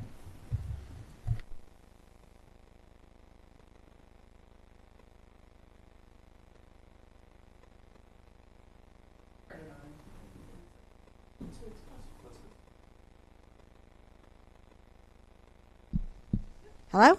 Okay. Hi. Good evening. So my name is Jean Spira. I reside at 12 Sharapa Street in Cambridge. I own that property with my sister, as well as the property at 31 Winter Street. And so we are main abutters. We did write a letter to you. I know that several of my other neighbors did as well. We were also at the ordinance committee meeting. And I think there's some confusion on several people's parts about whether we should come tonight or not. Because we weren't aware of the entire process. So I opted to come just to be here in case there was a change in the petitioner's mind, and he came forward tonight, so we were here for that purpose. I do want to go on record as saying that, in our opinion, as well as in the opinion of these Cambridge planning team and several other individuals who you got letters from, that this is, an instance of spot zoning, that, there is no reason for him to change the zoning in his particular area. He purchased that piece of land understanding that what the zoning was and that the building and the operation of the business had certain restrictions against it.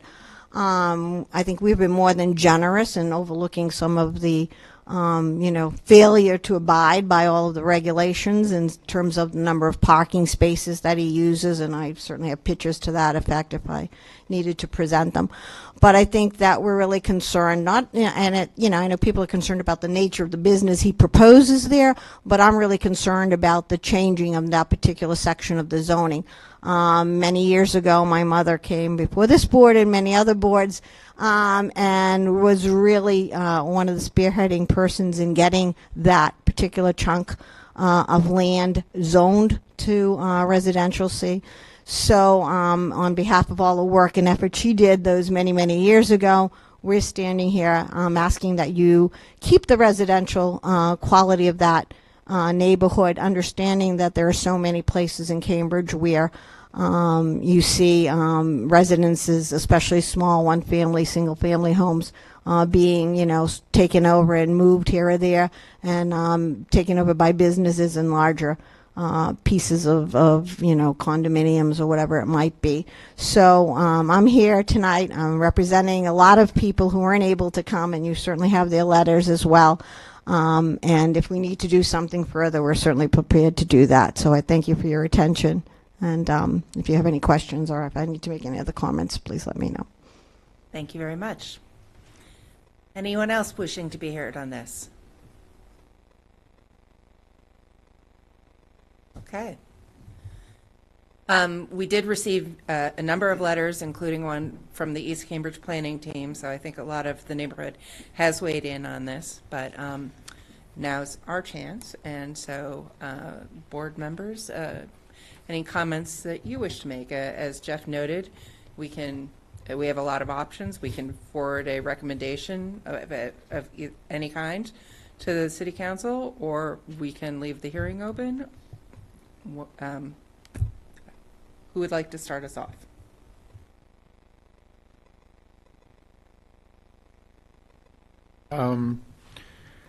I think I agree with you that it makes sense for us to make a negative recommendation to the city council, and they can do what they feel and just keep it open and let it die from time. I mean, I agree. I think this is as close to spot zoning as you can ever find in a proposal, and that yes, I understand that it was, probably pre-existing use, and it got certain. It's been grandfathered in certain ways, but that even leaving aside the stated desire to change the zoning so that it could be a medical marijuana facility, we know that we've granted a special permit to one quite nearby, and so that under our existing ordinance, another one would not be allowed there. But regardless of what use might be put to it, it just doesn't seem appropriate to change the zoning of this one particular spot. That it can be used for many things in its grandfathered status, and I don't think, I feel that it ought to be changed to expand what those permissible uses would be. Okay. Corinne? I didn't see a compelling reason to change the zoning, and all of the public comments we received were against, so I'm going with the public opinion on the matter. All right. Now, others? Tom? I agree with the speaker tonight, and thank you for coming out, by the way. That we appreciate that. That it's spot zoning. I don't see how this in any way supports city planning goals. I mean, so that maybe is by definition making it a spot zoning petition. And Ted's also put a nail in the coffin here by saying, that this is we've already allowed a dispensary 400 feet from the site. So it doesn't make any sense to me, and I would strongly recommend against it to the ordinance committee and the city council. You? I was wondering why it was C1, and I hadn't done my homework. It was rezoned apparently in 1977 from Industry B. And so I commend the speaker and her mother for the foresight.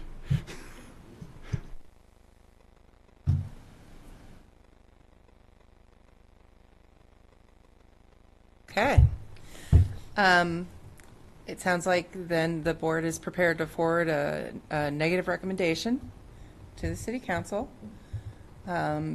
based on it being spot zoning, not supporting public planning goals, and there not being a compelling need to expand the uses at this particular parcel beyond those already grandfathered in. Does someone want to make a motion to forward such a recommendation to council? All those in favor? All right, that one's unanimous. All right, thanks everyone who came out for this. And then I think we get to turn our attention back to Councilor Kelly to talk about accessory units. You do, and thank you very much again for being here to listen to me. I take this opportunity to thank you all for the deliberation on my last proposal. I learned an immense amount that I think will serve me and others well in future discussions, so thank you. This is a slightly different discussion. It's about accessory dwelling units, which essentially are units that you put into an existing building and you dwell in it. The basic regulatory program already exists, so the city council has already passed something to allow accessory dwelling units to exist. The challenge was, or seems to be, that through things I don't believe we anticipated, people have run into the inability to put in an accessory dwelling unit because, for example, they don't meet the minimum lot size for a 2-unit building.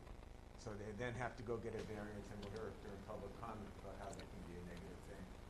So I don't personally think the council wanted the creation of ADUs to be something that required that sort of hoop jumping. I think we wanted it to be something that was reasonably expected to be done via special permit.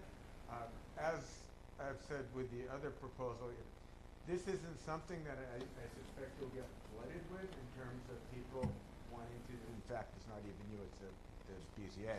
I don't think the BZA, there's your letter, will get flooded with this because there probably aren't that many places where it would work, but I don't have the numbers to say specifically how many and where and what.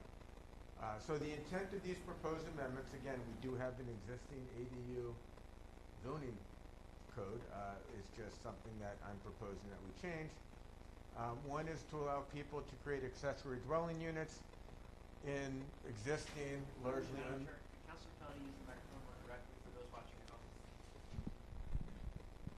I certainly can. What kind of politician am I to ignore a microphone? Foolish. So the idea is to allow people to do what we wanted them to be able to do, which is to create accessory dwelling units without variance or other types of zoning relief. Although you still have to meet the various codes that you need to meet for building dwelling units. And to allow existing and mostly unmodified freestanding structures like garages to be used for accessory units. That's something that I think is clarified here a little bit. To get rid of the parking requirements, and as an aside, I think that at some point in life we'll just have to toss parking requirements out the window for good because our population is going up, our parking sticker registrations are going down. This has been consistent for years, and at some point we're going to have a completely different way of thinking about parking and cars in general. And then to get rid of the lot size requirements as they impact an accessory dwelling unit. So there are concerns, and they're valid ones. So the one this would raise the value or potential value of property. Honestly, I hope so. That's one of the points. Virtually anything we do with our property ideally raises the value. We heard earlier today, or you heard, I came in for the end of it, a residential B infill development, right? If we're concerned about raising the value of property, what we want to do is we want to push everything back. So, whether I'm modifying my kitchen or insulating a home better or doing whatever, I am raising the value of my house. And I don't think that in this particular case that would be a reason to say no.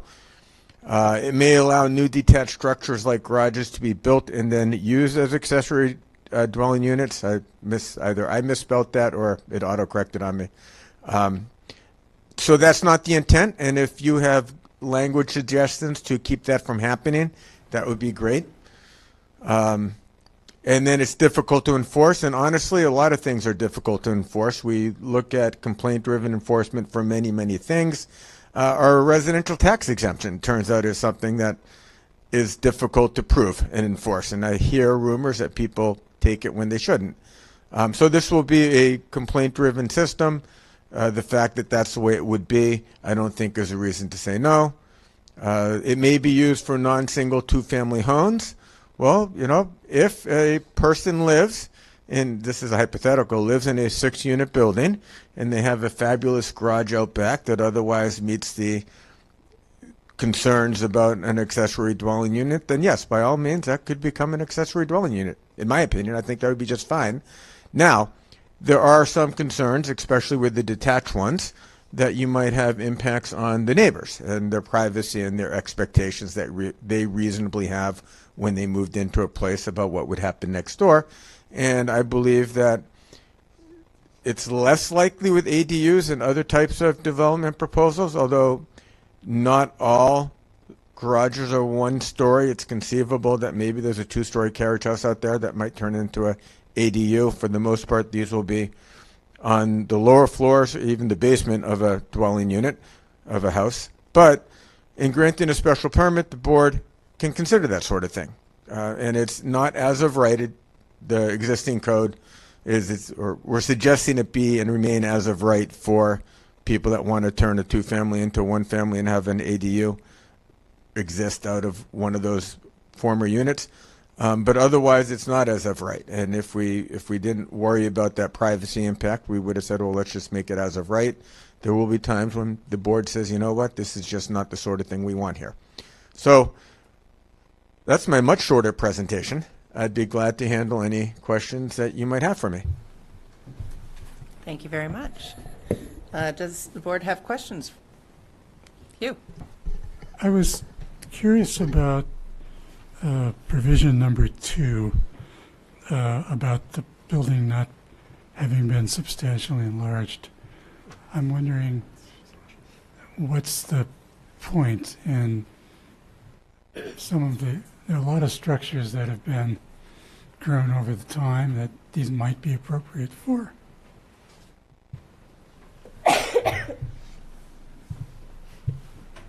So there we go.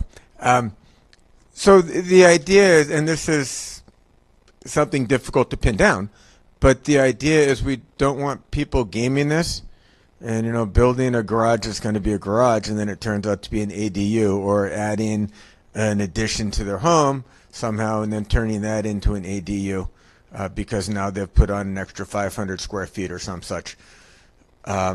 This really is intended to be something that works for pre-existing buildings as they currently exist and as they've existed for a while. And we could certainly say we like this just in general, and you can modify your home. There are some relatively small modifications there, so 250 square feet to add to the gross floor area, or 6 inches of height. Those are fairly small and might make something workable that isn't otherwise workable, but we didn't want people to be creatively rethinking how to design their property and add on a lot of stuff to make this happen.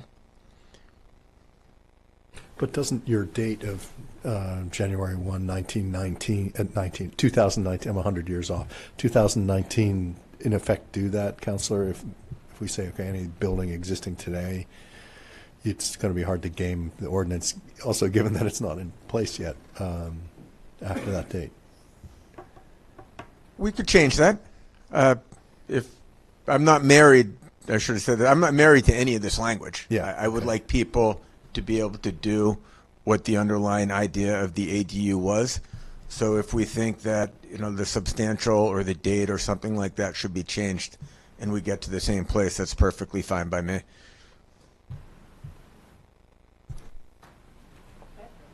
Just a clarification question about the January 1st date.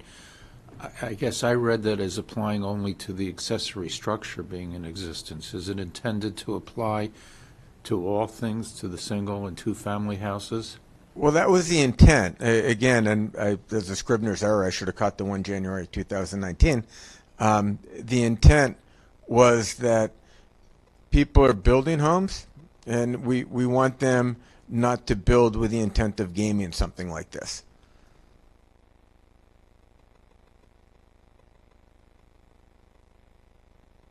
I have another question.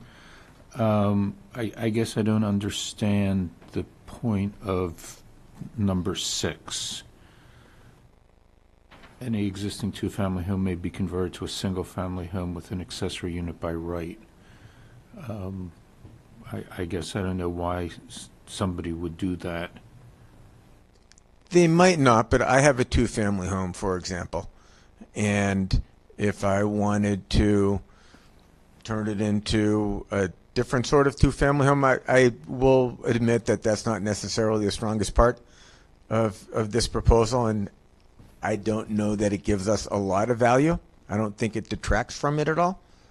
We don't want people having to come back if they don't have to. So if I want to change my family home from a two-family to a one family with an ADU? What's the realistic Okay, difference? so that may go back to the January 1st, 2019 date, so that if you had a house, so that a change from the two-family to a single-family wouldn't take it outside of being in existence prior to 2019. Yes, I admit that when I was wrestling with this one, when I looked at it today, and I was like, yeah, I can't give you a really good answer on that one, I'm afraid. Okay. Thank you, Councillor Kelly, for your presentation. I have 3 questions. So if my first question is if any public came to weigh in favor or against this at the city council meeting? We haven't had a hearing on this yet, so I'm anticipating some. It's for the people, and you hear it later, for the people who've run into the challenge, it's a big one, but not very many people have gotten there. Thank you. My next question is that if this is intended to potentially increase the housing stock or help us with affordable housing issues, why we wouldn't write it with Airbnb or short-term rental use excluded for this particular type of unit. I understand we have a larger city rule about short-term rentals, but why it wouldn't be sort of included in this? So the initial ADU zoning already got passed, and I think that's where that discussion would have taken place. These amendments are simply to keep people from bumping into the need for a variance, amongst other things. Thank you. My last question is just in regards to it being difficult to enforce that an owner in the residence is in the other unit on the property. Besides the notarized letter, do you have any ideas about how to enforce that rule? We're learning a lot via the short-term rental discussion. That part of the whole short-term rental discussion has not gone as smoothly as I and I think others had hoped. So I don't have a perfect answer for that. I think it will be relatively small in number, and we're talking often about some sort of construction project. So it's not like someone goes and just pulls a permit. It's not like someone doesn't go and pull a permit. They're not just listing it on a website somewhere and they can't be tracked. So I think the formal nature of people having to do things to make the ADU matter at all will raise the level of focus on projects and help us solve that in a way that wasn't available and remains unavailable to us for Airbnbs and other short-term rentals. Thank you. Thank you, Councilor. So it seems like under 4.22.1, the first 3 items are conditions, but then like 4 through 9 are just rules that apply to the accessory apartment. Is that right? So you're talking these 3? Yeah, so it says that the following conditions are met, but then, it doesn't really make sense to then say parking requirements are not applicable to accessory dwelling units as a condition that must be met before. Oh, I see what you're saying. The special permit is granted. Okay, I hadn't thought of that. If there's a different way of structuring this that reads more sensibly to the planning board, I think that would be fabulous. Well, yeah, so my question is, I think there is. It's just turn 4 through 9 into their own, on the same sort of level of heading as 4.22.1, or at least not on the same level as 1 through 3, which is a continuation of the first sentence. I see. But would those, do you see those rules as applying only to the accessory dwelling units that are in the same structure as the single-family home or the dwelling unit itself, or do you see those rules as also applying to a garage, like a detached garage? They would apply, I see it at least, as applying to any DU. There is a little bit of separate language for detached dwellings, but I view those as being applicable to both detached and in dwellings. Sorry, for the detached, so I read this as the detached dwelling units are under 4.22.12 at the bottom. But I read that as having virtually no requirements. But if it's in the dwelling unit, then it has 9 requirements, essentially. I don't know if that was your intention, but that's how I interpreted it. Okay, so I can see what you're saying, and my initial thought is that there are some differences for detached dwellings, but the property size, the lot size, for example, and the parking requirements would still not apply to detached accessory dwelling units. Okay. So perhaps I've mixed these up in a way that should be separated to get to that same point. Yeah. Okay. Yeah. You? Since we're essentially doing a general discussion now, I have one other point. Well, actually, right now we're taking questions to Councilor Kelly because we haven't had the public had a chance to weigh in yet. So. Okay, so I'll frame it like Jeopardy. Okay. Councilor Kelly, would you consider changing item number 9 to follow the usual practice about basement apartments where the planning board gets a report from the Public Works Department? I would consider anything you all wanted me to consider. I honestly think you know more about this stuff than I do. I just would like to get to the point where people can expect to go and get a special permit without needing a variance.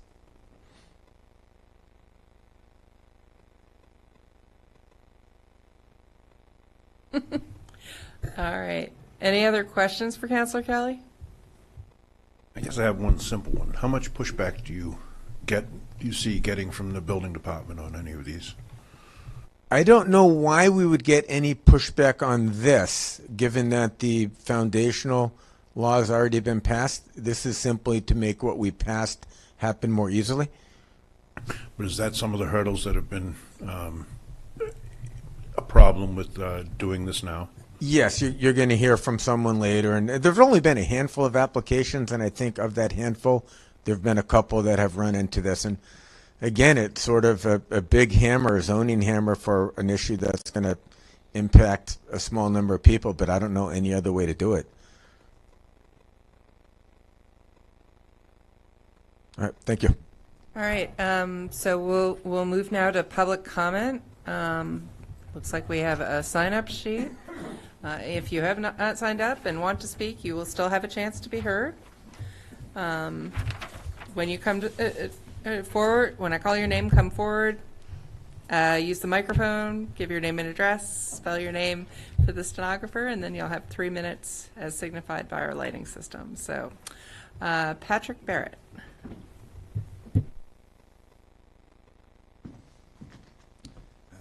Thank you. My name is Patrick Barrett, B-A-R-R-E-T-T. I wrote the underlying law that this is based on. I did it a couple of years ago. A few things that were presented just now are actually currently the law. One question was raised about why would you ever want to turn a two-family into a single family. That's already what is in the code.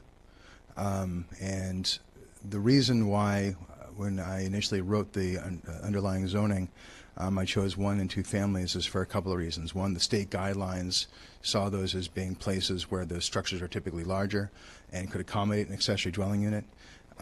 Zoning in the building code looks at singles and two-family structures very differently than they do other structures, so it seemed like a natural fit. Plus, 3s and 4s and greater are the multi-use family, and we don't really need to address that. I have received comments from other attorneys who have dealt with this issue at the BZA level.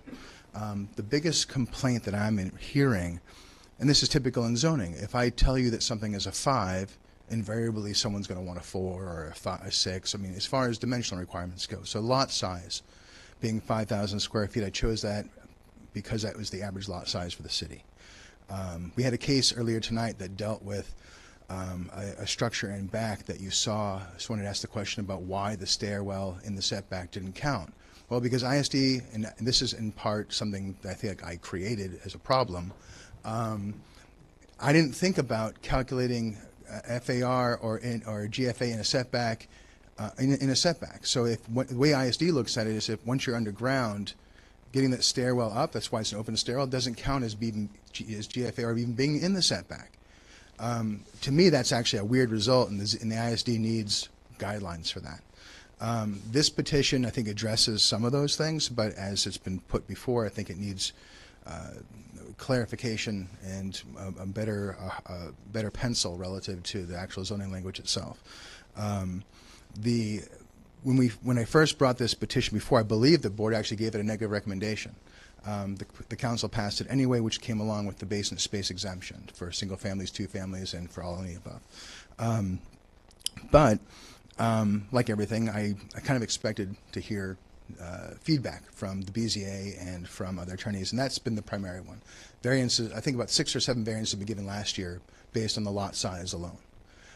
So I don't like variances, primarily because I think the legal hurdle for them is so great that they only should be given the most rarest of instances, and that's really not the case, and we've kind of designed the rules like that, so they sort of create bad results. Special permit review is always, in my opinion, the more favorable because it gives you a chance to address the property and understand the uniqueness of each individual parcel. So I'm not sure where I'm going with that, but other than I think a lot of the changes that Councilor Kelly is proposing are decent ones. I think that they need to be looked at more holistically in terms of the language itself and understanding, at least for the newer board members too, and for those who haven't read the section, a lot of what's up there is already the code. So you don't want to spend time adjudicating things you don't need to. But I do want to help my friends out at the BZA and other attorneys who do have issues, particularly with the variances. And Constantine gives them a hard time about it, and I feel bad in that particular regard. But he should, because how can I tell you that I need a variance when my rectangular lot matches every other rectangular lot? I can make an argument, but it's hard to not crack a smile. I appreciate Councilor Kelly's endeavor, and I think it just needs some more work. Thank you. Thank you. Does anyone else here want to be heard on the matter? Good evening. My name is Bob Binstock, B-I-N-S-T-O-C-K. I live at 157 Hamilton Street. Last year, my wife and I, in considering our financial future, and I'm 60 years old, I'd like to retire sometime around when I'm 70, we realized we didn't have enough money and we needed another source of income, and it occurred to us that we could convert. We have 4 kids. The youngest is about to turn 21, so we have a house and the kids aren't around much anymore, and it occurred to us that we could turn part of our basement into an apartment for rental income. And when I spoke to Councilor Kelly about this, he said, oh yeah, we actually created a special permit for that. Only it turned out that because the lot size requirement is not exempted, even though the project basically doesn't alter the footprint of the building at all, the only exterior changes are 2 larger windows at the basement level. We needed, advice of our attorney was that we needed a variance.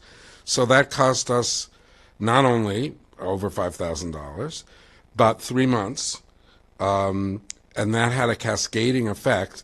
Part of this involved replacing our heating system because we had to get a side vent boiler and take out the chimney. And in the event, we didn't have heating back until, we didn't have any heating at all in the house until 2 days before Thanksgiving. And it's still not finished. So right now we've got space heaters going again because it's been so cold. And it seems to me that the intent of the special permit that was created is a really good one. I don't think we got a lot of letters from our neighbors to the BZA, and basically everyone felt this isn't going to affect us. I mean, there'll still be fewer people in the house than there were when we had 4 kids living in it. There's no change on the exterior. And aside from helping us out and allowing us to use our property to stay in Cambridge, it also adds to the housing stock. That's one more unit. So we could have been saved a lot of trouble. I'm at the point with this project, it's been delayed so much, sometimes I think I wish I'd never started it. And yeah, that's what happens with construction projects. I understand that. But the delay and the expense right at the beginning, as I say, it's had a cascading effect. So I'd like to see that removed, that obstacle. Thank you. Thank you. Councilor Carlone.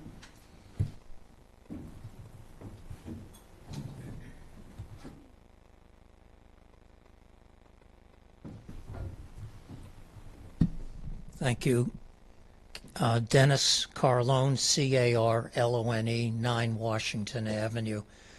I co-sponsored this policy order that Craig put together because in principle, I totally agree we should look at opportunities to add units. I'm not 100% certain on all the numbers, the particulars, and I wanted to hear your thoughts on that tonight. But I appreciate what he's doing in this effort, and I just think in general this is an approach we have to look at throughout the city. Now, I should say, in my own head, I would love to see these units, and I'm not suggesting that anything change, be in-law units, and that when they're not in-law units, they become somehow subsidized at that in-law value. You never charge your son or daughter what you can get from the market. But that's an aside. We didn't charge our kids anything. I look forward to your comments, and I'm happy to go with Craig if he wishes to the building department and talk it out, whatever. But I know you can modify this in a way that works from your perspective, which will help us very much as well on the council when we deal with this. Thank you. Thank you. Yes, sir?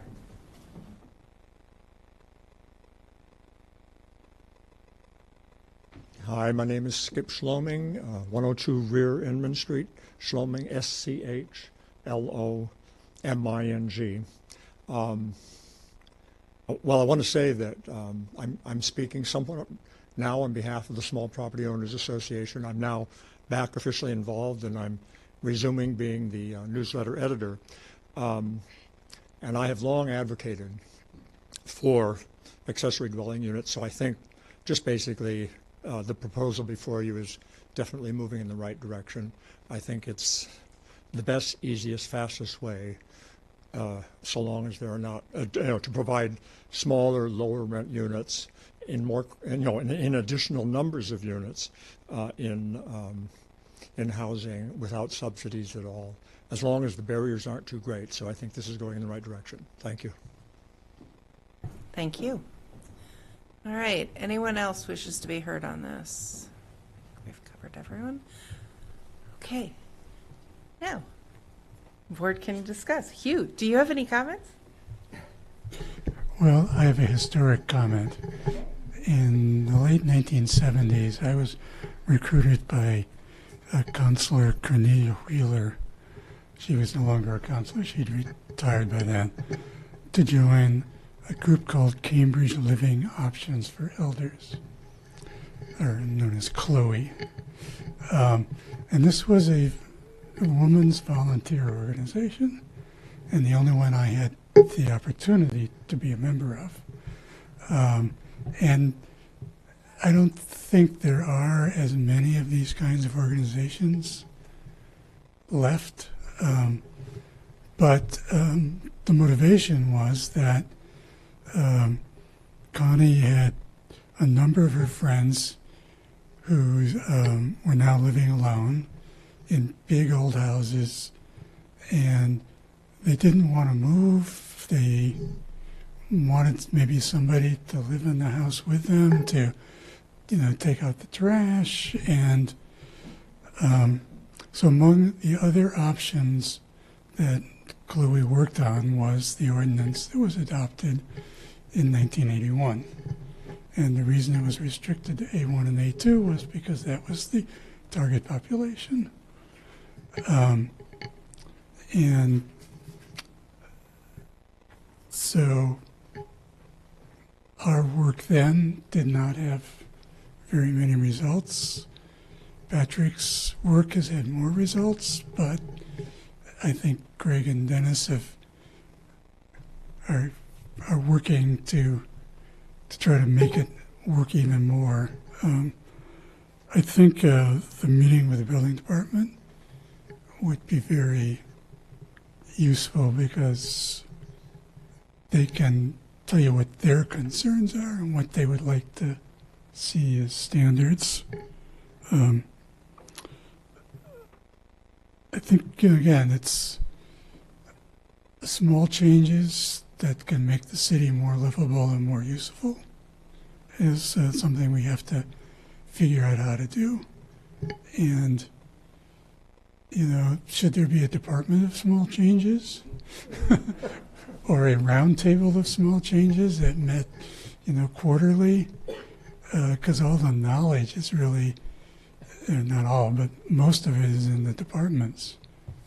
And it's very hard to get many departments working together on many different issues.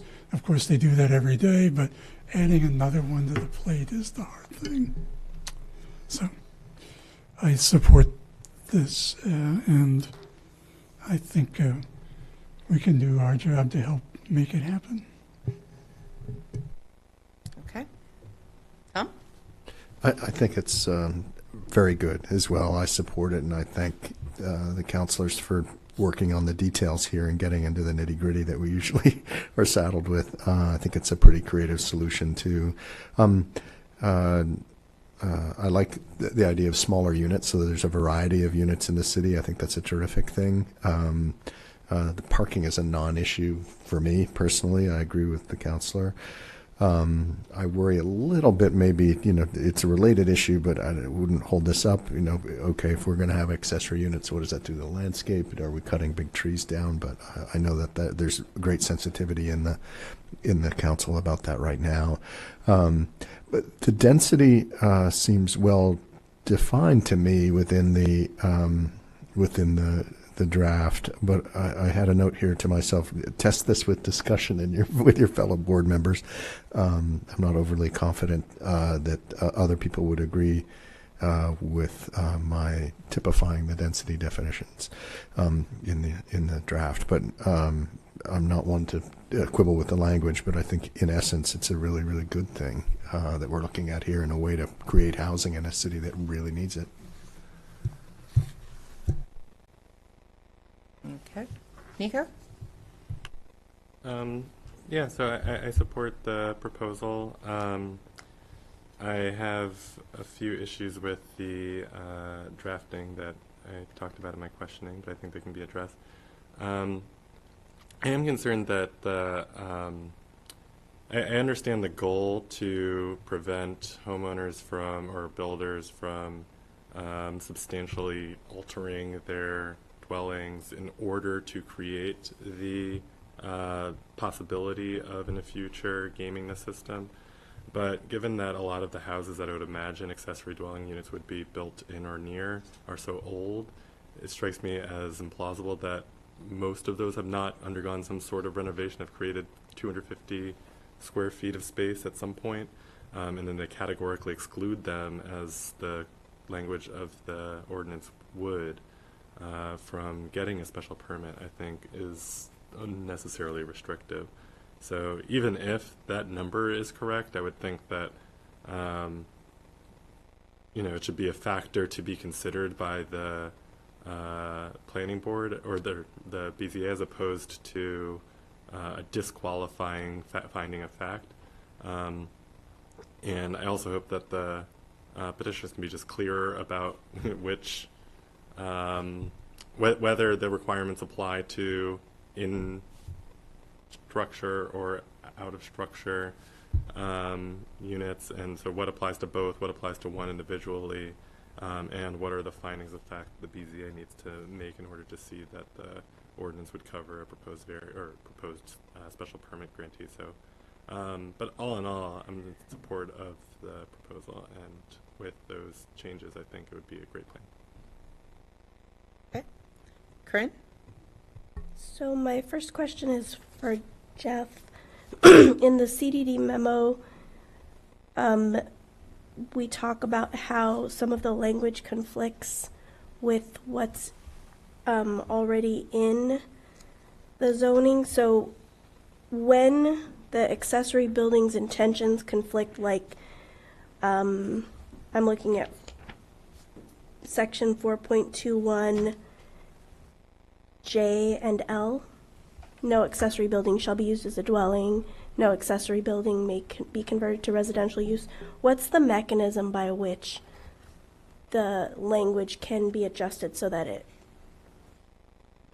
it works? First of all, I appreciate you reading the detail of the memo, because that is important for all of these. I think I think the concern, one of the concerns that I would raise, the petition sort of does two things. It clarifies some of the provisions that already exist, but then it also creates kind of a new concept of an accessory apartment, which is in a detached structure, which, as noted in the memo and as you noted, it runs up against some like provisions in other provisions in the zoning, which either explicitly or implicitly contradict the intent of doing that. So we might run into that same problem in those cases as people are running into now with the cases that they have. I don't really have a clear answer. It's the provisions were put in there for some reason, which I can't necessarily speak to. Mm-hmm. They could be modified to say, just to say except as, allowed in accessory apartments per the provision, so it could refer back to the section that is being proposed to be changed now. It could be eliminated if the council felt like there was no good reason to have those provisions in the zoning at this point, or could be modified. I guess if some of what's in the memo changes a little bit when the intent is clarified, this is supposed to be just for pre-existing detached accessory structures, in which case, some of the more general zoning provisions about, being able to maintain existing non-conforming conditions can continue to apply. And so some of these other provisions about the setback requirement and other dimensional and height and other dimensional requirements that apply to accessory structures might not become a problem. But like I said, the simplest thing might be to add language that just add language where there might be a conflict that refers back to the accessory apartment provisions that said this is allowed. In the case of the accessory apartment provisions, it's not necessarily the cleanest approach, because then you end up with language that somebody reads that says you can do this except you can't do that except you can do that, which is fairly typical in the zoning ordinance. But generally something that it's good to avoid whenever we can. So I think that's a sort of complicated explanation, but I think the point is just that I think it would make sense to modify that in some way, so that you don't end up with zoning that's internally in conflict. Thank you. So I would ask then, if we do make a recommendation, that we help guide that so that we don't run into this trouble of you can and you can't and you can and you can't. And that the next question is kind of like a thought experiment for everyone, for the staff and for my colleagues on the board. I'm imagining one of the bad actors in Cambridge. So someone who says they live in this beautiful dwelling in West Cambridge, but they actually don't. And now they're going to turn their garage into an accessory unit, and it's just going to be an Airbnb. So we're neither increasing the affordable housing stock, nor are we keeping people in Cambridge who we don't want to lose. Is there any mechanism by which language in the city council ordinance or the zoning ordinance can preclude that?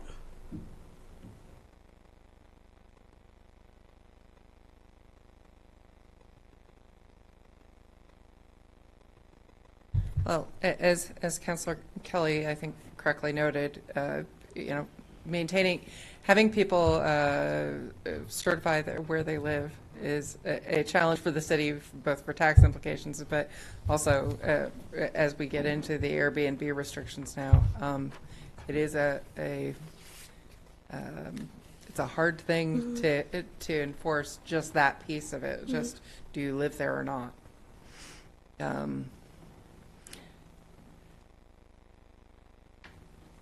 Aside from them, I mean, if people are willing to lie on their application for a license for Airbnb, I think we're back to, it's essentially on their neighbors to complain.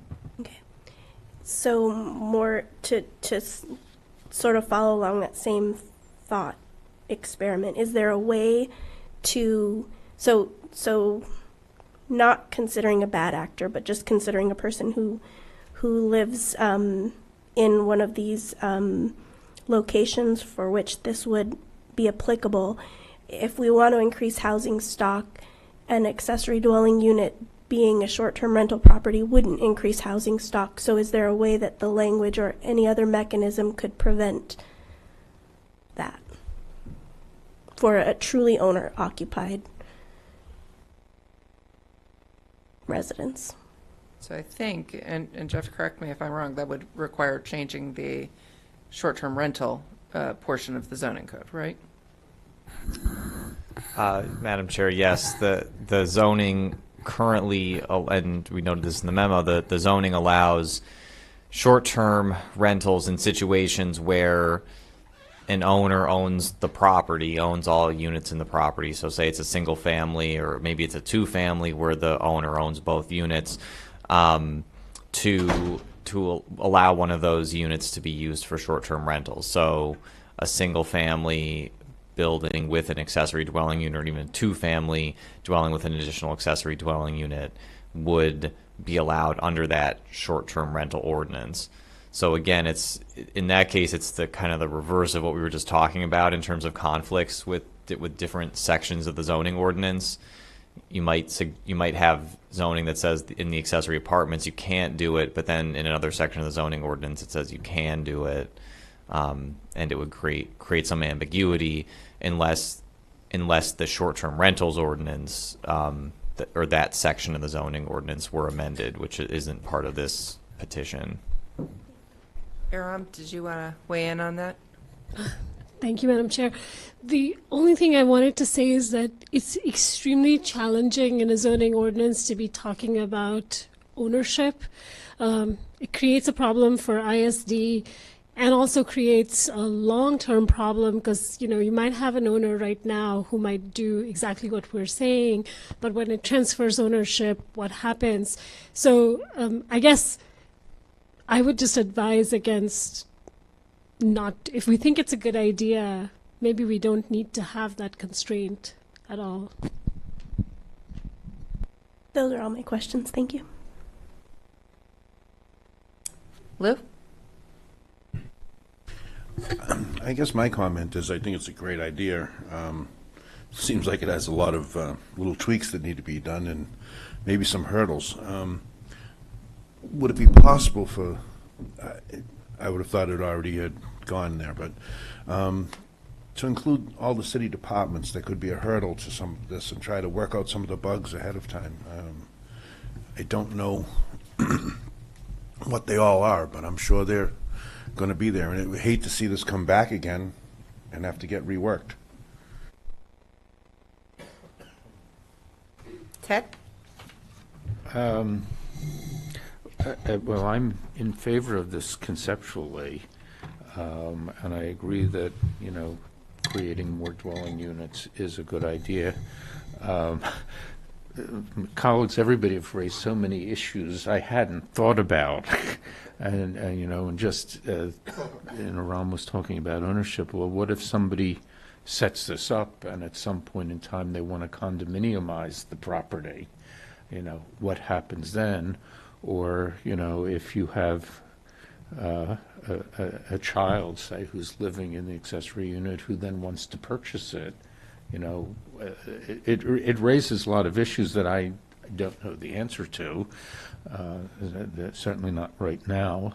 But I think making it easier to do this is a good idea, rather than forcing people to seek variances for something that, we in the city have decided is something we want to promote.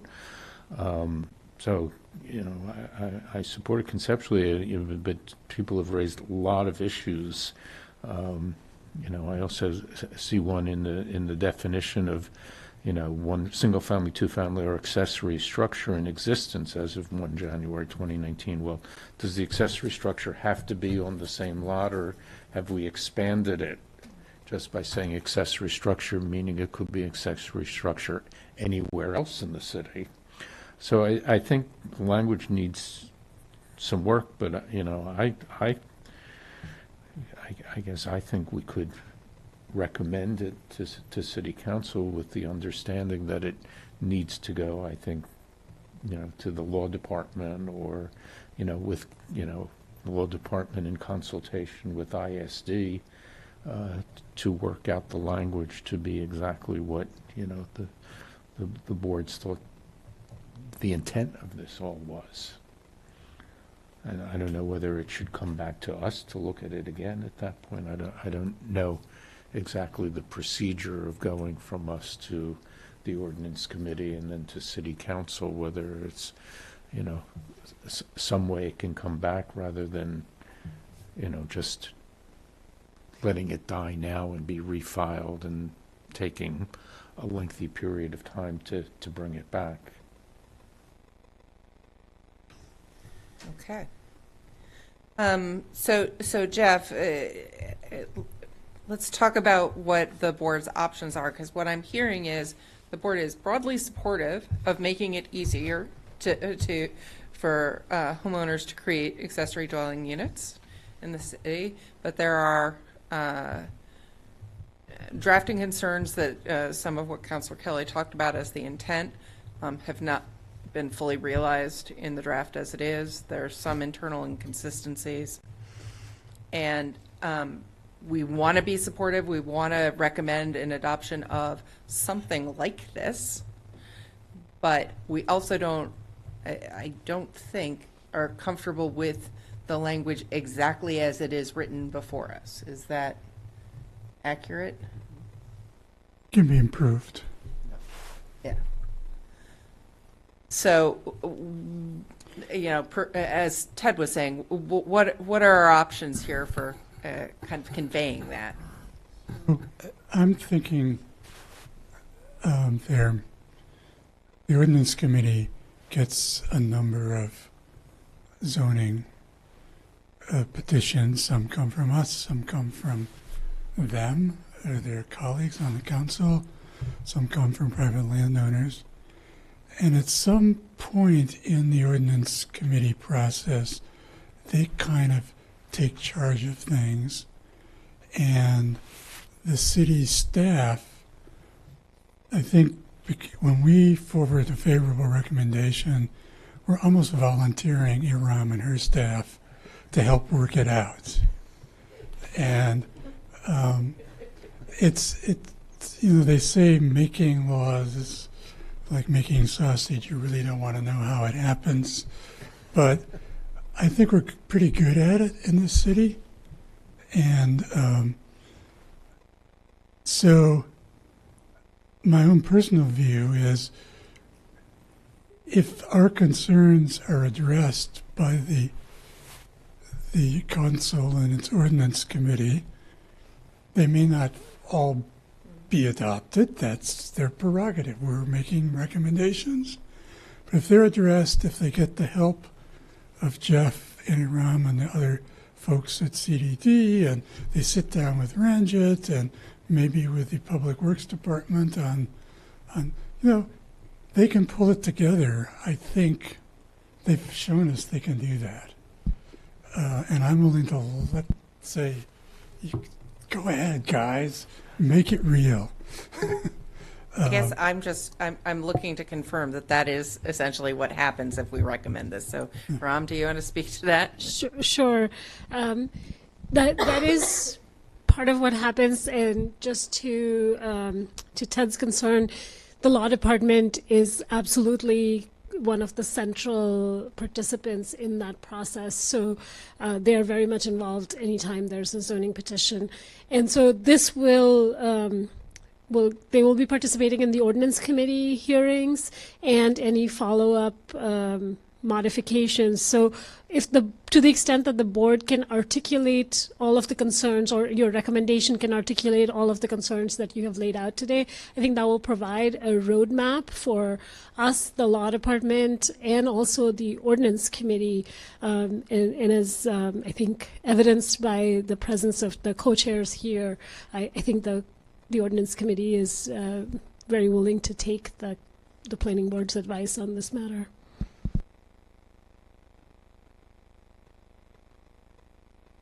So then my next question is to Jeff and whoever else might be helping you on this.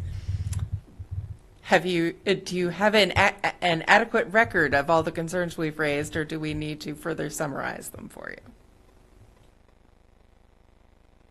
I have a pretty good set of comments that were raised.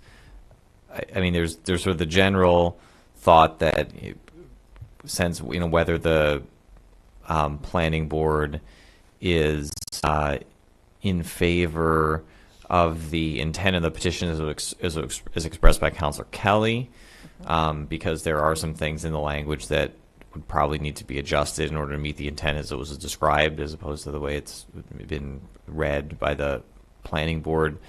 There was a comment which went by a little bit quickly, and I wasn't sure if the board had a consensus opinion about the involvement of Public Works when it comes to basement space.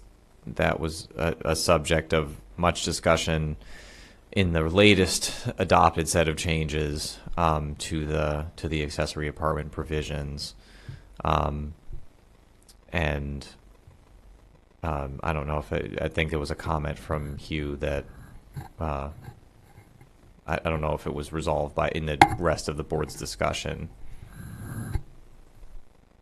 Hugh, I believe you asked that as part of the special permit process, they could have DPW weigh in. Is that correct? Right, that's the way we've been handling that on our side. On flooding issues, both in the floodplain and in the provision that allows owners of large apartment buildings to create additional basement units. Yep. So do other board members feel that that's a good provision to include? Yes. Yeah. Okay, then let's include that recommendation.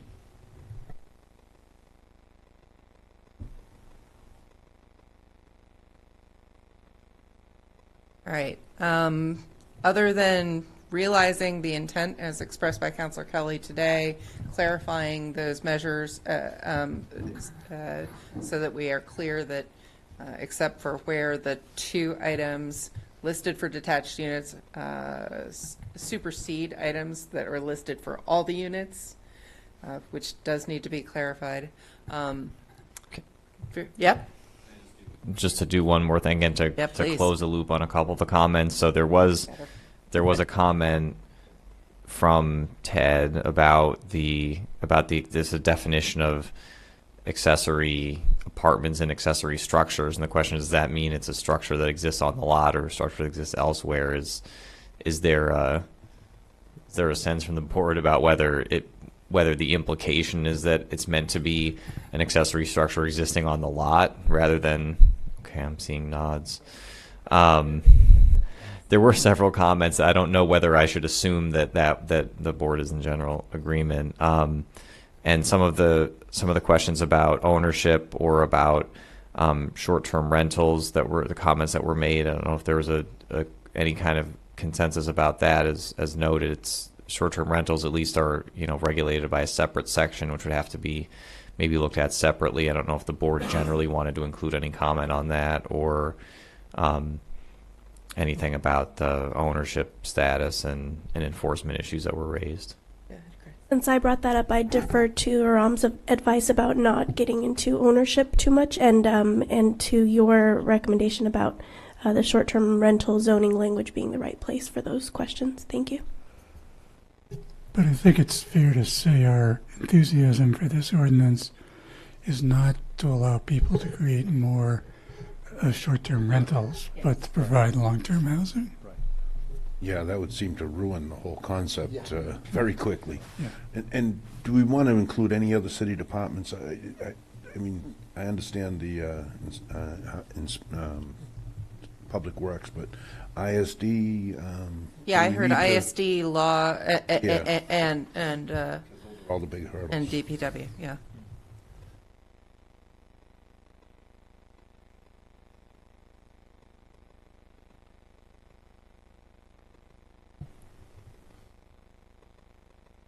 All right. Is there anything that in our summary of comments we haven't touched upon?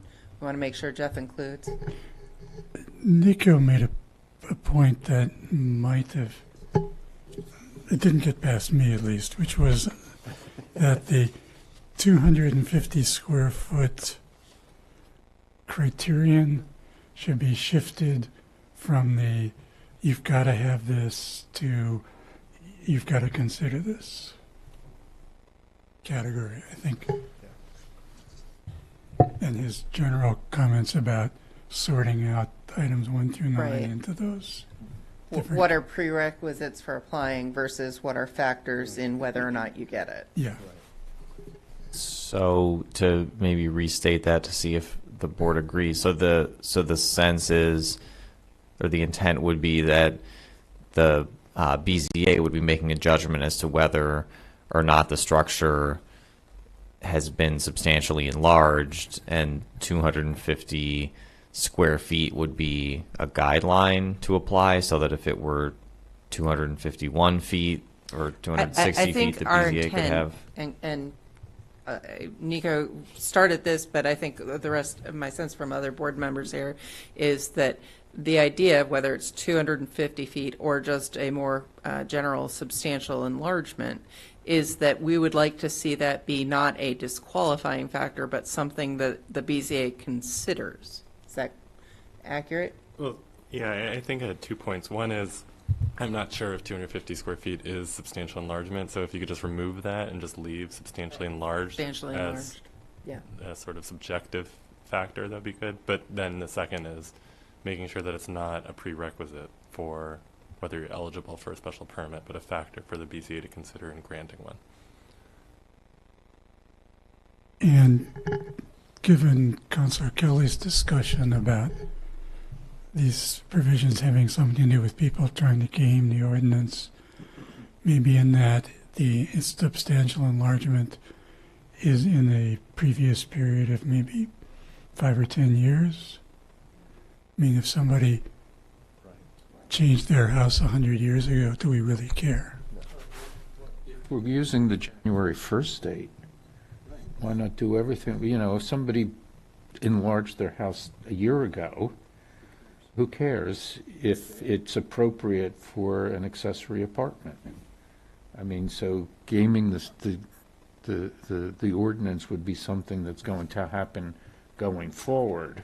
So then it would be substantial enlargement subsequent to the date of this ordinance. So, Yeah, I think so. yeah. That's a good way to do it. Yeah. Certainly Not- easier yeah. to keep track of. I'm not meaning to engage in this conversation too much, but the Since you have to write it up, you do what you need to do. the notion that of still having a number, but saying hasn't been substantially enlarged by a certain amount as of that date is as you noted, it's more of a clear requirement than a finding or criteria that would need to be applied by the board. I'm not sure how we could have this conversation. I'm not sure how the BZA would react to having to make a determination as to whether or not an enlargement is substantial. I'm sure any case coming forward might say, well, this is, I only added 2,000 square feet. That's not very substantial in the grand scheme of things. It becomes a hard thing to apply over. It's one of the types of things that becomes hard to apply. Does the BZA not apply the same kind of judgment in their decisions that we do? Well, they would have to. So I think when it comes to the size of an enlargement or the square footage of a building, that's one of the areas where the zoning tends to be a bit more clear about saying either it's allowed or it needs a variance. Yep. Rather than saying, if it's not too much, then you can get a special permit. So it's an area that could be. I can anticipate there maybe being some concern over having to apply that in a discretionary way. Is it possible to just make the language as we are expressing it? So just say, negative factors would include whether the building has been substantially enlarged since January 1st, 2019 for the purpose of creating accessory dwelling unit. I mean, this is what we're recommending. We're already telling you, talk to ISD, talk to the law department. If they come back and say, nope, can't do it, then that's not going to be what ends up happening. But from a planning board perspective, that would be what makes sense to us.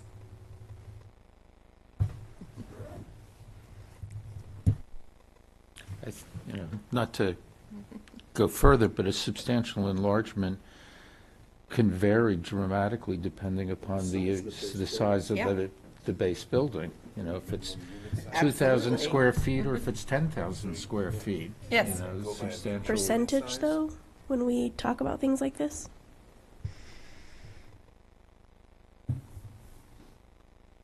I mean, if it's permitted FAR, why do we care? Yeah.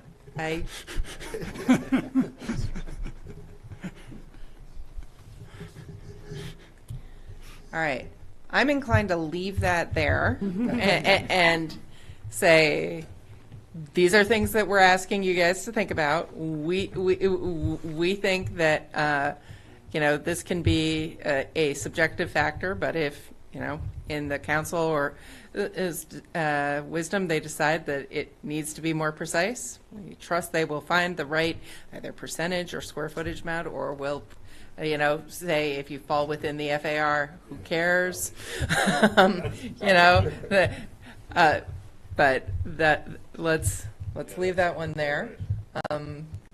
Anything else we haven't captured? All right. Then, I think that we need a motion to forward the council a positive recommendation, but with including the concerns, comments, and suggestions that we've just gone through with Jeff. So moved. Okay. Do I have a second? Lou seconds. All those in favor? Excellent. All right. Thank you, everyone. We have one more matter of design review with Boston Properties and MXD, so I'm going to turn the mic over to Ted for that last matter.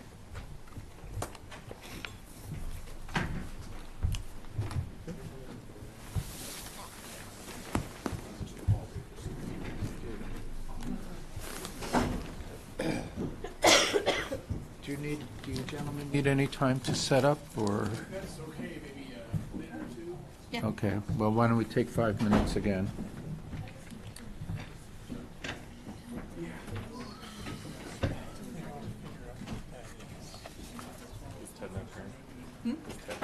He is now chair.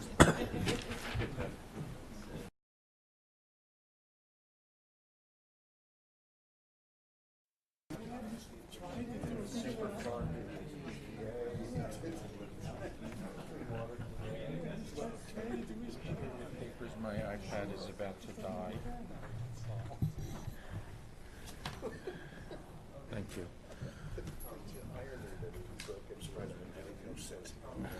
Well, they still come. We all set?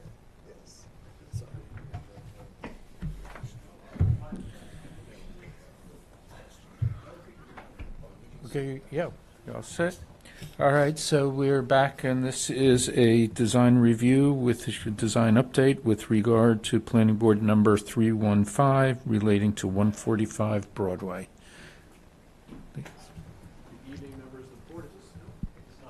There we go.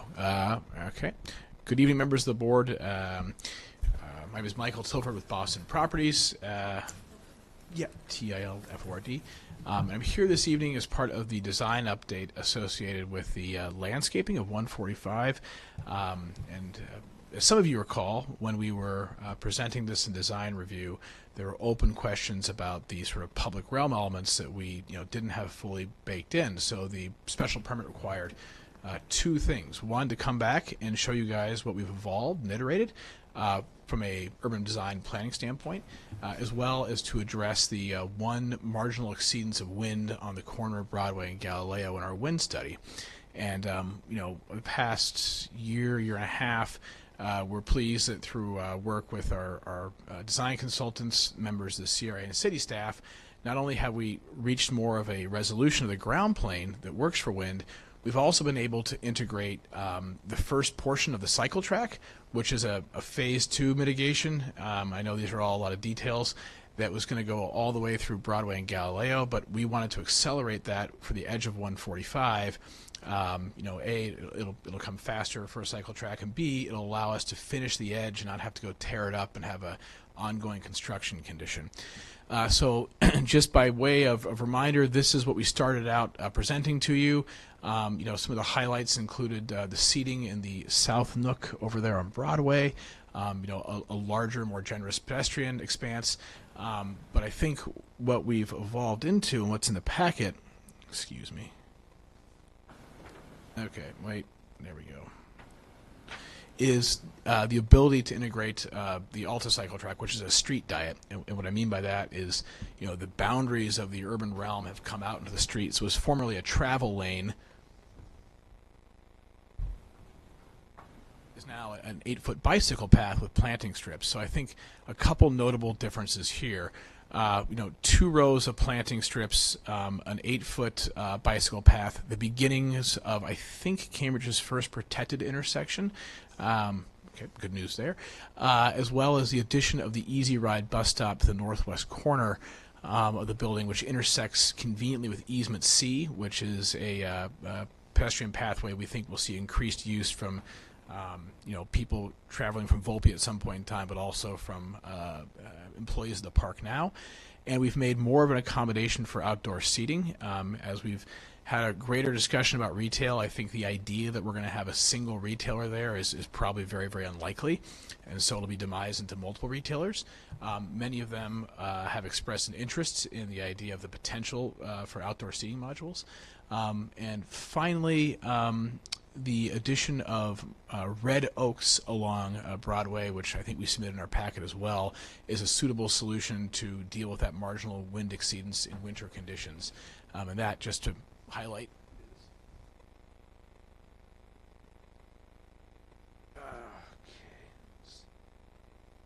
So, and again, just a few call-outs specifically on what these various areas are.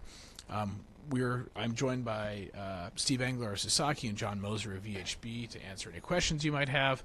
But we think we've arrived at something that, through a lot of very good exchanges with city staff and CRA staff, will be a great demonstration piece for what the cycle track will be. B, a nice finished edge with generous pedestrian accommodation, as well as sort of a new cycle facility and a lot more greenery, and the potential for outdoor seating for retail. With that, happy to take any questions and provide any details as you require. Board members have any questions now? Hugh? So, if I have a problem with a conflict in a bicycle path, do I talk to you or do I talk to the city? I think he said the city. Cut out. What kind of conflict would you envision? Maybe, but I suspect the city in this case. It's so. As you're bicycling north on Galilee Way, you have to, in a bicycle, you have to barrel through a bunch of pedestrians who are ganging up for the Easy Ride shuttle in a undifferentiated area of about 30 feet in length. And I believe there are things about this bicycle path that represent a step forward in that it appears to be down at street level. So it's a clue to the pedestrian where their turf is, and where the bicycles turf is. That's a big problem on all these protected bicycle things, is pedestrians wander around them and they become multimodal. Yeah, they become multimodal, and it means that you worry about people on their cell phones walking into them in front of you, and you're trying to get to wherever you're going at 12 miles an hour, and you don't want to slow down to 6 miles an hour, which is what it takes to be in a multimodal situation. So it's a simple concept, and it's a very difficult problem to solve for every possible condition that occurs. And here's a condition that I think needs some more attention in a way of telling pedestrians that there's a hazard there that they have to take into account, and that they can't just wander aimlessly over 30 feet and expect the bicyclist to miss them every single time. It's a point well taken. I by no means, give me 1 second, but absolutely, because I by no means am an expert on those sorts of interactions. I'll just say anecdotally, one of the things we wrestle with in the 6th Street Connector is this very topic, and I think the CRA and the city both, through a combination of materiality and signage, has been very conscious of that very conflict. And I think that as we look at this, it's a point well taken. And so somebody who does think a great deal about this, if I can introduce Jason from the CRA or Susanna, may have some more specific answers. Jason Zog from the Cambridge Redevelopment Authority. So the Redevelopment Authority worked with DPW, TPT, and CDD, including Kara Seiderman and Susanna Bigelin, to redesign only to the 25% level Galileo Way, Binney Street, and Broadway surrounding this building, and going all the way to the 3rd Street intersection, so covering the portion of Binney Street where Volpe is going to be someday, and going all the way down Galileo to where it meets Vassar. So we have a 25% design that we spent a lot of money on with a consultant called Alta that does a lot of bike and pedestrian planning. And we worked for about 2 years on the design process, and then we handed over those 25% design drawings to Boston Properties to implement the portion that we, the city departments, designed. And so they are really only reflecting what we basically gave them and told them to do. And the one significant, I think, improvement versus what you find on Vassar Street is on Vassar Street, which was the original raised cycle track in the city, the first one, more than 10 years ago. That has definitely a problem where pedestrians and bicycles are next to each other with no separation, no visual separation other than the pavers. And so I think the significant change that we made was we flipped it so that the trees, or there's a row of trees between the pedestrian sidewalk and the bicycles, really hoping that you'd have significant improvements in compliance with pedestrians not going into the bike lane. And I think we have seen that it is a successful design in 2 places, the primary one being Binney Street in front of the Alexandria real estate buildings that have been constructed over the past couple of years, and also on Western Avenue, where there's a little bit less of a separation than the Alexandria real estate section of Binney Street, but it also, the new Western Avenue does have a little bit of a separation with some trees separating pedestrians and bikes. And this particular bus stop we designed very similarly to at least 1 or 2 bus stops that are on Western Avenue, where the shelter is on the sidewalk side, and then you have to cross the bike lane to get to the bus, which is why there are those zebra stripes there. And the little, it is true that the markings are just your standard markings that the Manual of Uniform Traffic Control Devices says you have to have there. So you've got your zebra stripes, and those little triangles are telling the bicycles, or it should tell the bicycles, that they should yield to pedestrians. Whether or not a cyclist does that is certainly a matter of enforcement. Does that help explain where some of this come from? I got to complicate it a little more. Okay.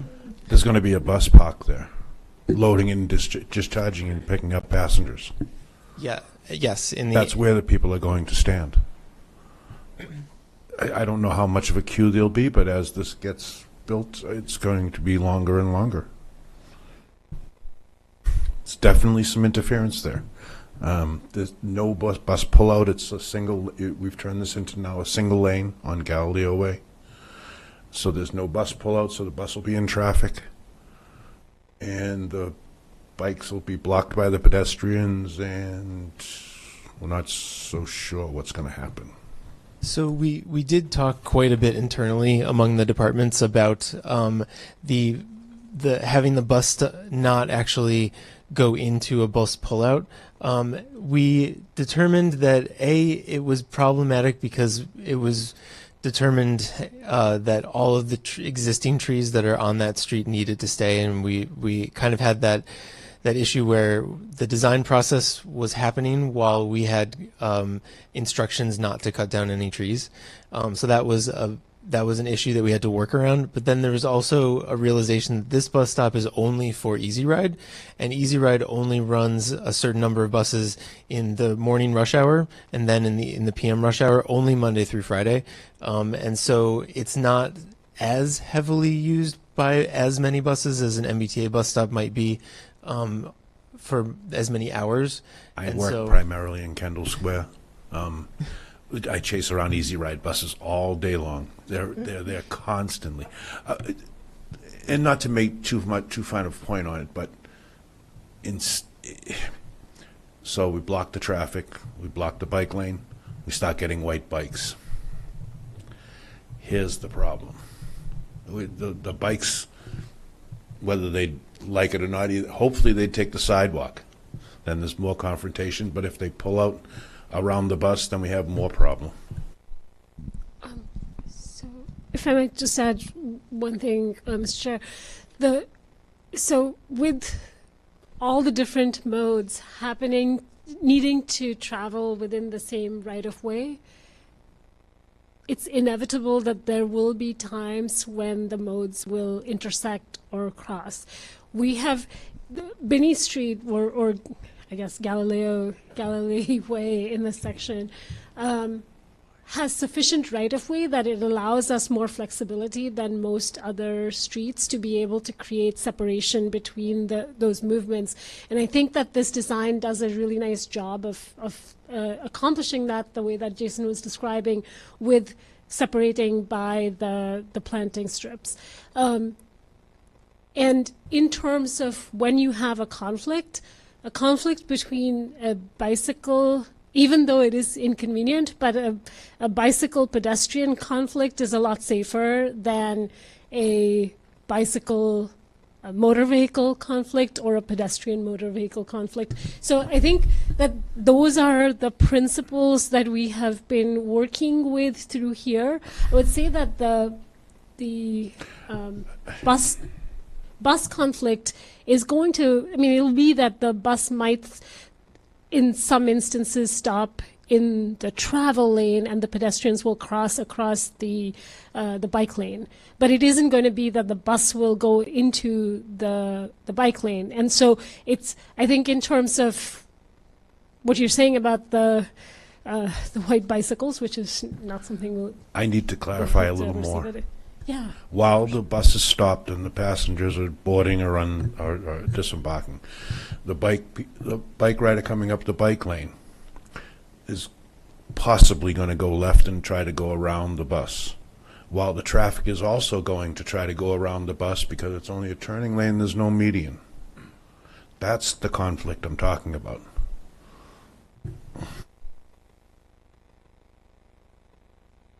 Steve Engler from Sasaki.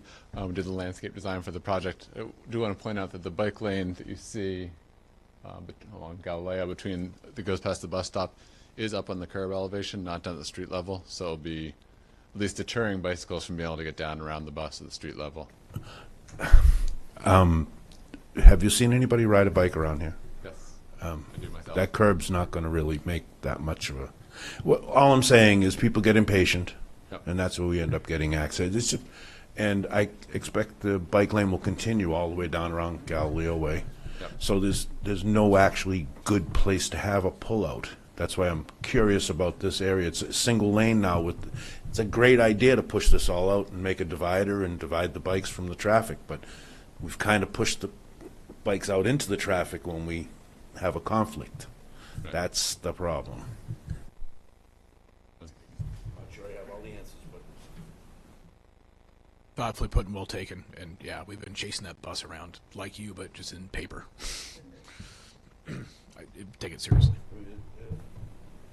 and there are lots of easy ride shuttles in the square. It's a great idea. I just don't know how you make it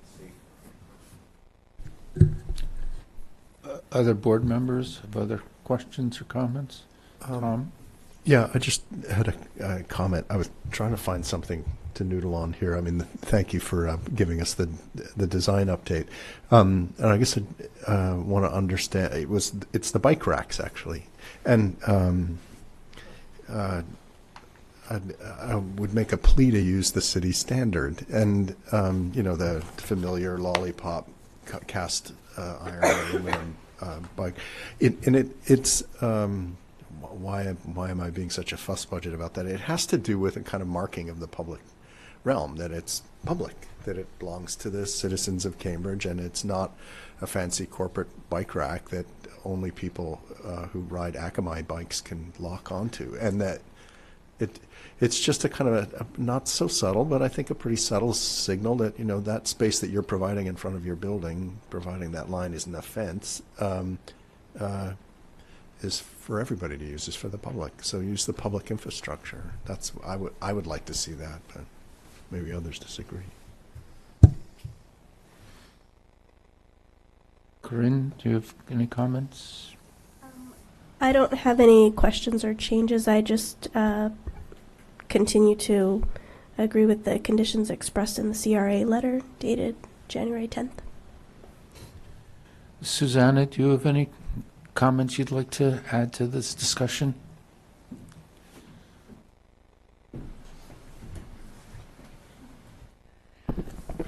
All I would add is sort of reiterating Jason's comments that there has been a lot of review of the cycle track and how that will work. The Easy Ride bus stop did come as a sort of late addition, so the location has been in a bit of flux, but this is the preferred location, and the transportation folks seem satisfied that it is safe, so, but we will definitely take the comments back to them.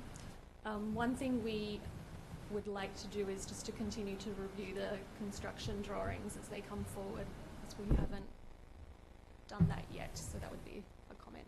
But we're pleased that the wind screen is no longer required on that corner. We think that's a great improvement for the public realm. And is everyone comfortable with the resolution of the wind issue? There's still some, Mike might be able to explain this better, but the wind study needs to be updated with all the trees, and I think that's why there are still some other locations where there are some issues, but it's no longer at that corner. I can elaborate. So with 145 and the wind study presented to the board in our submissions, it's all resolved with those 3 red oaks. That takes care of it. When you add 135 into the master plan model in a unarticulated form without any landscaping, it shows, and that's, you'll see in our amendment, not to confuse the issue, but it shows, you know, some more marginal exceedances. So 135, the building adds, you know, balconies, articulation, materiality, canopies, and landscaping. We believe will ultimately solve all those things. So when that building comes forward, the design review packet, you'll see an updated wind tunnel study for that. So with this building in the current condition, you know, 135 never happens hypothetically, which is not obviously the case for the plan we're going down, has that one marginal corner exceedance, and that is mitigated and taken care of by the red oaks. So 135 is aware of other things and will, you know, update the wind study accordingly. If that is okay. Any other questions, comments? And do you need anything from us? This is just a informational update at this point. Just for comments. Great. It's just going to make a terrific difference to a really lousy corner right now. I mean, I walk through there, have been for a couple of years once a week, and it's a real tough place to be a pedestrian, and this is going to be magnificent when it's done. So thank you for getting it all done, CRA and Boston Property. I mean, there may be some way of corralling the bikes in so they don't want to jump that curb and get out there. It's going to be a... I worry about it because I just see what happens all the time, and And we get it. All right, well, thank you very much for coming and presenting to us.